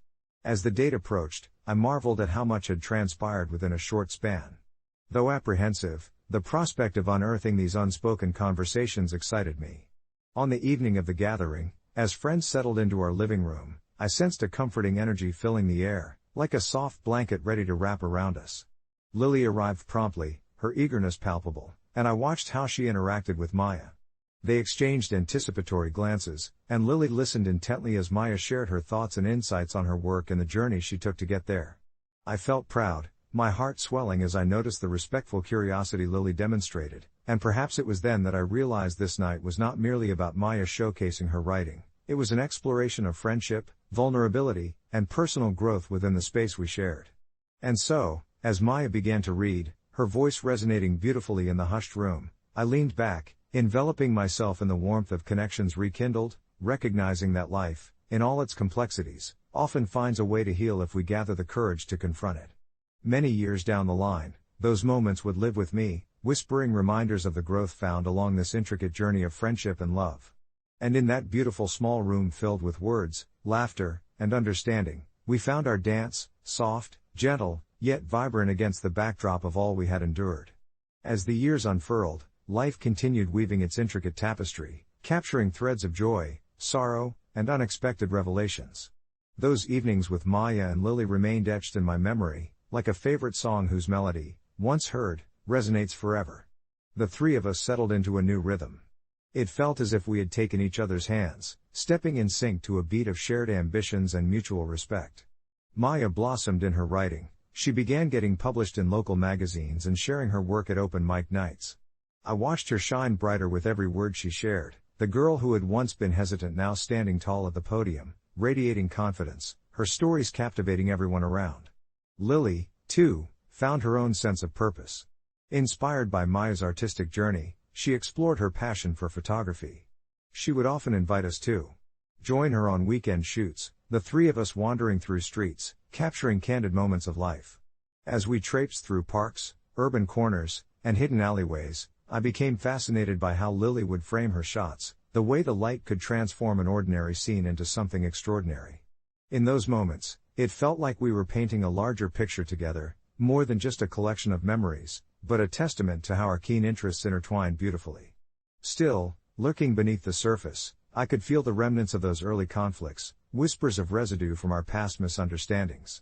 Occasionally, even in our newfound harmony, my mind would drift back to that day when I had exploded at Lily for her intrusive curiosity, wondering if the shadows of it would ever truly fade. There would be moments when she would joke about her nosiness, laughter filling the air, yet I couldn't shake the feeling of needing to protect Maya, that instinct to shield her from anything that might taint her blossoming confidence. It was a delicate balance, the weight of our past pressing lightly on my shoulders, and yet I found comfort in knowing our bond was stronger than those fissures. One evening, as we gathered at our usual spot, a local cafe adorned with fairy lights and the aroma of fresh pastries wafting in the air, Maya surprised us both. She shared that she'd been accepted into a writing retreat, an opportunity she had been coveting for years. The excitement in her eyes was contagious, a spark igniting between us. "I can't believe it," she exclaimed, her voice ringing with disbelief. "I actually made it." Lily and I erupted in joyous applause, our cheers mingling with the sound of clinking coffee cups and the soft hum of chatter surrounding us. Yet, as I basked in the delight of her moment, I could sense the undertow of fear that often came up during periods of immense personal growth, the fear of change. But what if it's not what I expect? Maya pondered aloud, her brows knitting together in concern. In that instant, it was easy for me to forget my silent reservations. I leaned closer. "But what if it is? What if this is the beginning of something incredible?" I responded, remembering how we had navigated through uncertainty together. And as Maya brunched a motivational speech into the air, Lily chimed in, reminding us both of the beauty that lies in risk. That evening, we took our time sipping on rich, dark coffee and indulging in sweet pastries. We exchanged dreams, fears, and heartbeats, creating a mosaic of our aspirations. It felt liberating to witness how far we had come while knowing the journey was far from over. Weeks passed, a gentle flow guiding us toward Maya's retreat date. In the hustle and bustle of preparing, I received a call from Maya after she had settled in at the retreat house. Her voice trembled with a mix of excitement and vulnerability. "I thought I'd be terrified, but everyone here is so supportive. I feel my heart opening up in ways I never knew were possible." I could hear the warmth in her tone, a reflection of how far she had come. As I listened, I realized that she was carving out not just her identity as a writer but also reshaping how we all understood our connections to one another. When Maya returned, there was a lightness about her, a deeper understanding that seemed to transcend words. One evening, as we gathered on my porch, she shared stories of vulnerability shared among writers, of finding not just advocacy but community. That night, as the stars blossomed overhead, those shadows of past misunderstandings and echoes of our complex beginnings simply vanished amidst the laughter and the warmth of friendship. Reflecting on our journey, I understood our dance. Life is a dance, indeed, sometimes solo, sometimes in pairs, often a whirlwind of unpredictable turns and dips, but always brighter on the other side when the music stops. Time has its way of binding souls, if only we dare to unfurl our hearts. I cherished that, for the growth we had experienced was profound. Roots woven through the complexities of our relationships had forged a canopy of understanding and strength, a shelter in which we could hone our dreams uninhibited. And so, beneath the vastness of those shimmering stars, I held that night close, a vivid reminder to embrace all the intricacies threading through the heart of friendship, love, and shared journeys. I've often pondered the small moments that diverge and spiral into something entirely unexpected, and my life took one of those turns the day I decided to lie about my age. I was just 16. A kid on the precipice of adulthood, yearning for independence but too trapped under the weight of my parental expectations to carve my own path. When I spotted that quaint little apartment listed online, affordable, with sunlight streaming through each window and an inviting balcony overlooking a park, I felt an electric thrill rush through me. For years, I had dreamt of escaping my suffocating home life. The thought of living alone was intoxicating.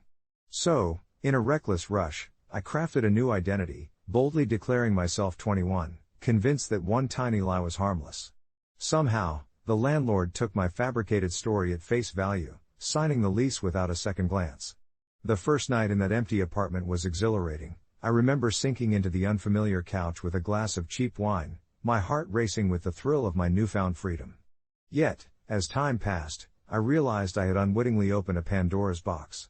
Lying about my age became a habit, a reckless thread that began to weave itself through the very fabric of my life.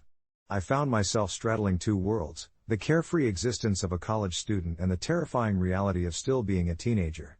Every interaction with my neighbors and new friends came laced with the tension of my deception, and my anxiety peaked each time someone asked me to recount a story about my past.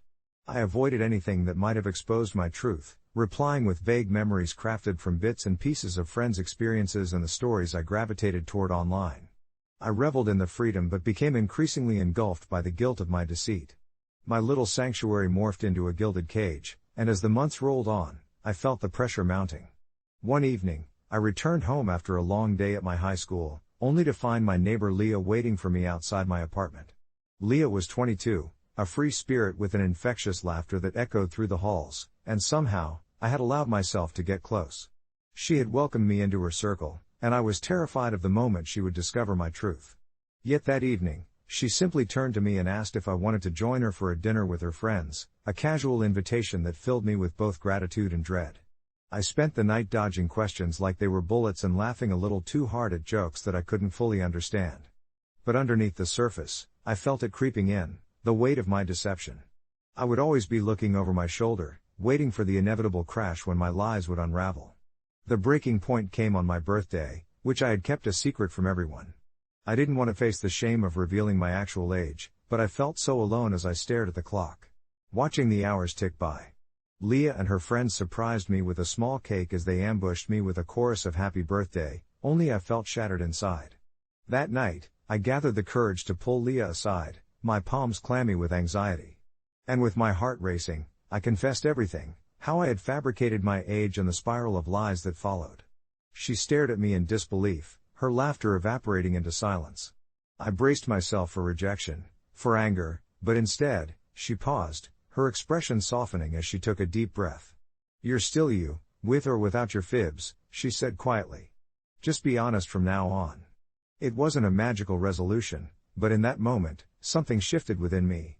I realized I needed to take ownership of my truth, as complicated and messy as it was.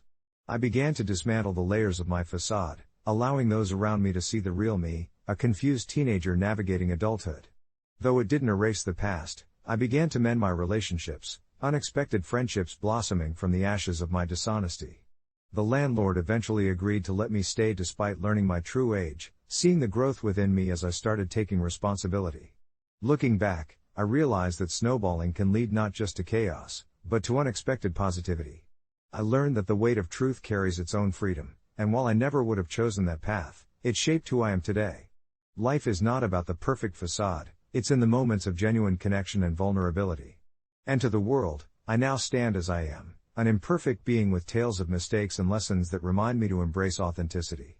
Update: a year has passed since the confessional night, and I'm now navigating college, still in that same apartment.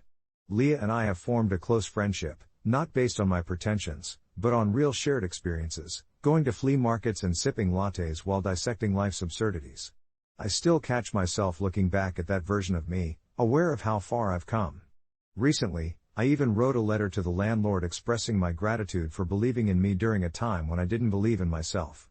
He wrote back, reminding me that we all make mistakes and grow from them. Life is a winding journey, and I'm thankful for every twist and turn that brought me to now. But the journey hasn't always felt like smooth sailing.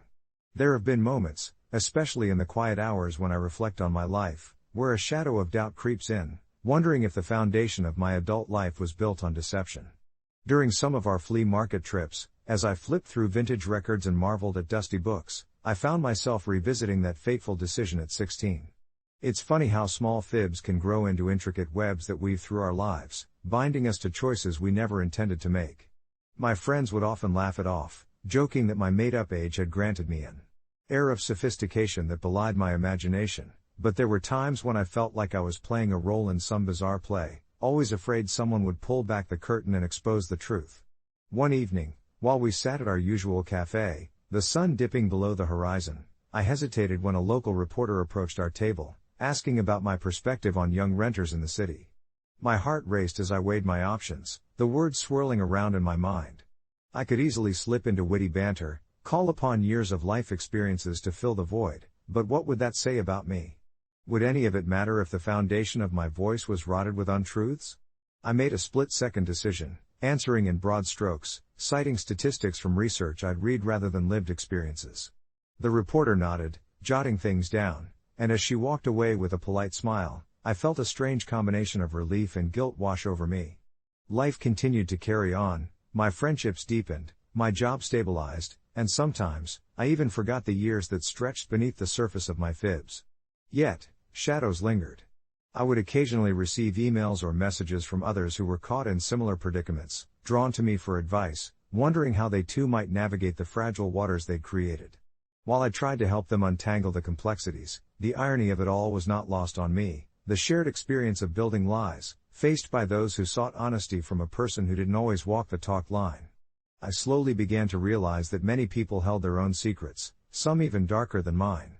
In a strange turn of events, my past no longer felt like a burden, it transformed into a bridge connecting me to others just trying to figure their way out of the dark. One night, while I was alone at home, I started a blog, a simple space where I could share my truths, my missteps, and the beauty of forging authentic connections, craft a narrative stripped of illusions. As I hit publish for the first time, I felt lighter, as if something oppressive had been lifted.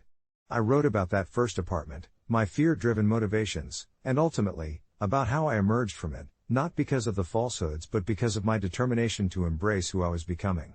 A few months into my new online journey, I received a message that sent chills down my spine. It was from the landlord who had once taken a chance on a scared 16-year-old. "I saw your blog," he wrote simply. "It made me proud." Sometimes, we all carry parts of our past that we wish to forget, but they shape us into who we are today. Keep sharing your journey. His words were balm to a part of me that had worried about being known for my lies instead of my growth. I took a deep breath, realizing that despite my past, I was still welcomed into a community shaped by shared vulnerability. Looking back now, I see that each twist and turn, each misstep and misrepresentation, has intricately woven into the fabric of my life's narrative, and I wouldn't change a single thread.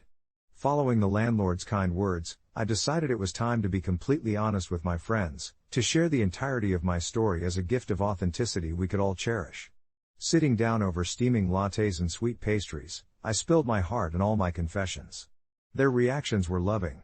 Instead of judgment, there was understanding, an acknowledgement that life is chaotic and imperfect and that we all wear masks from time to time, seeking the right moment to slip them off. So, here I am, at a point in my life where I embrace my past as part of my present, where honesty reigns, and where the story continues to evolve. As I write this, I can't help but wonder how many others sit in silence, their truths buried beneath the weight of society's expectations, waiting to break free and carve out their own narratives. I know that courage often looks like vulnerability and that sharing our stories, however messy, can light the way for those feeling lost in the shadows. Who knew a simple lie at 16 would lead to so much growth? Life can indeed be a wondrous, winding journey if we give ourselves the permission to be authentic along the way. As I sit here, reflecting on the winding path that brought me to this moment, I can't help but think of how transformative the last few years have been. The initial thrill of my bold deceit had worn off long ago, replaced by a profound realization that authenticity is far more liberating than pretending to be someone else. In the years since I hastily claimed an age that belonged to someone wiser than me, I've navigated a maze of experiences that have shaped my identity far more than that flimsy lie ever could.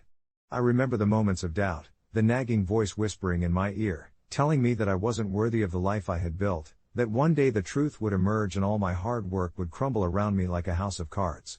Those fears hung over me, a gray cloud threatening to unleash its downpour at any moment.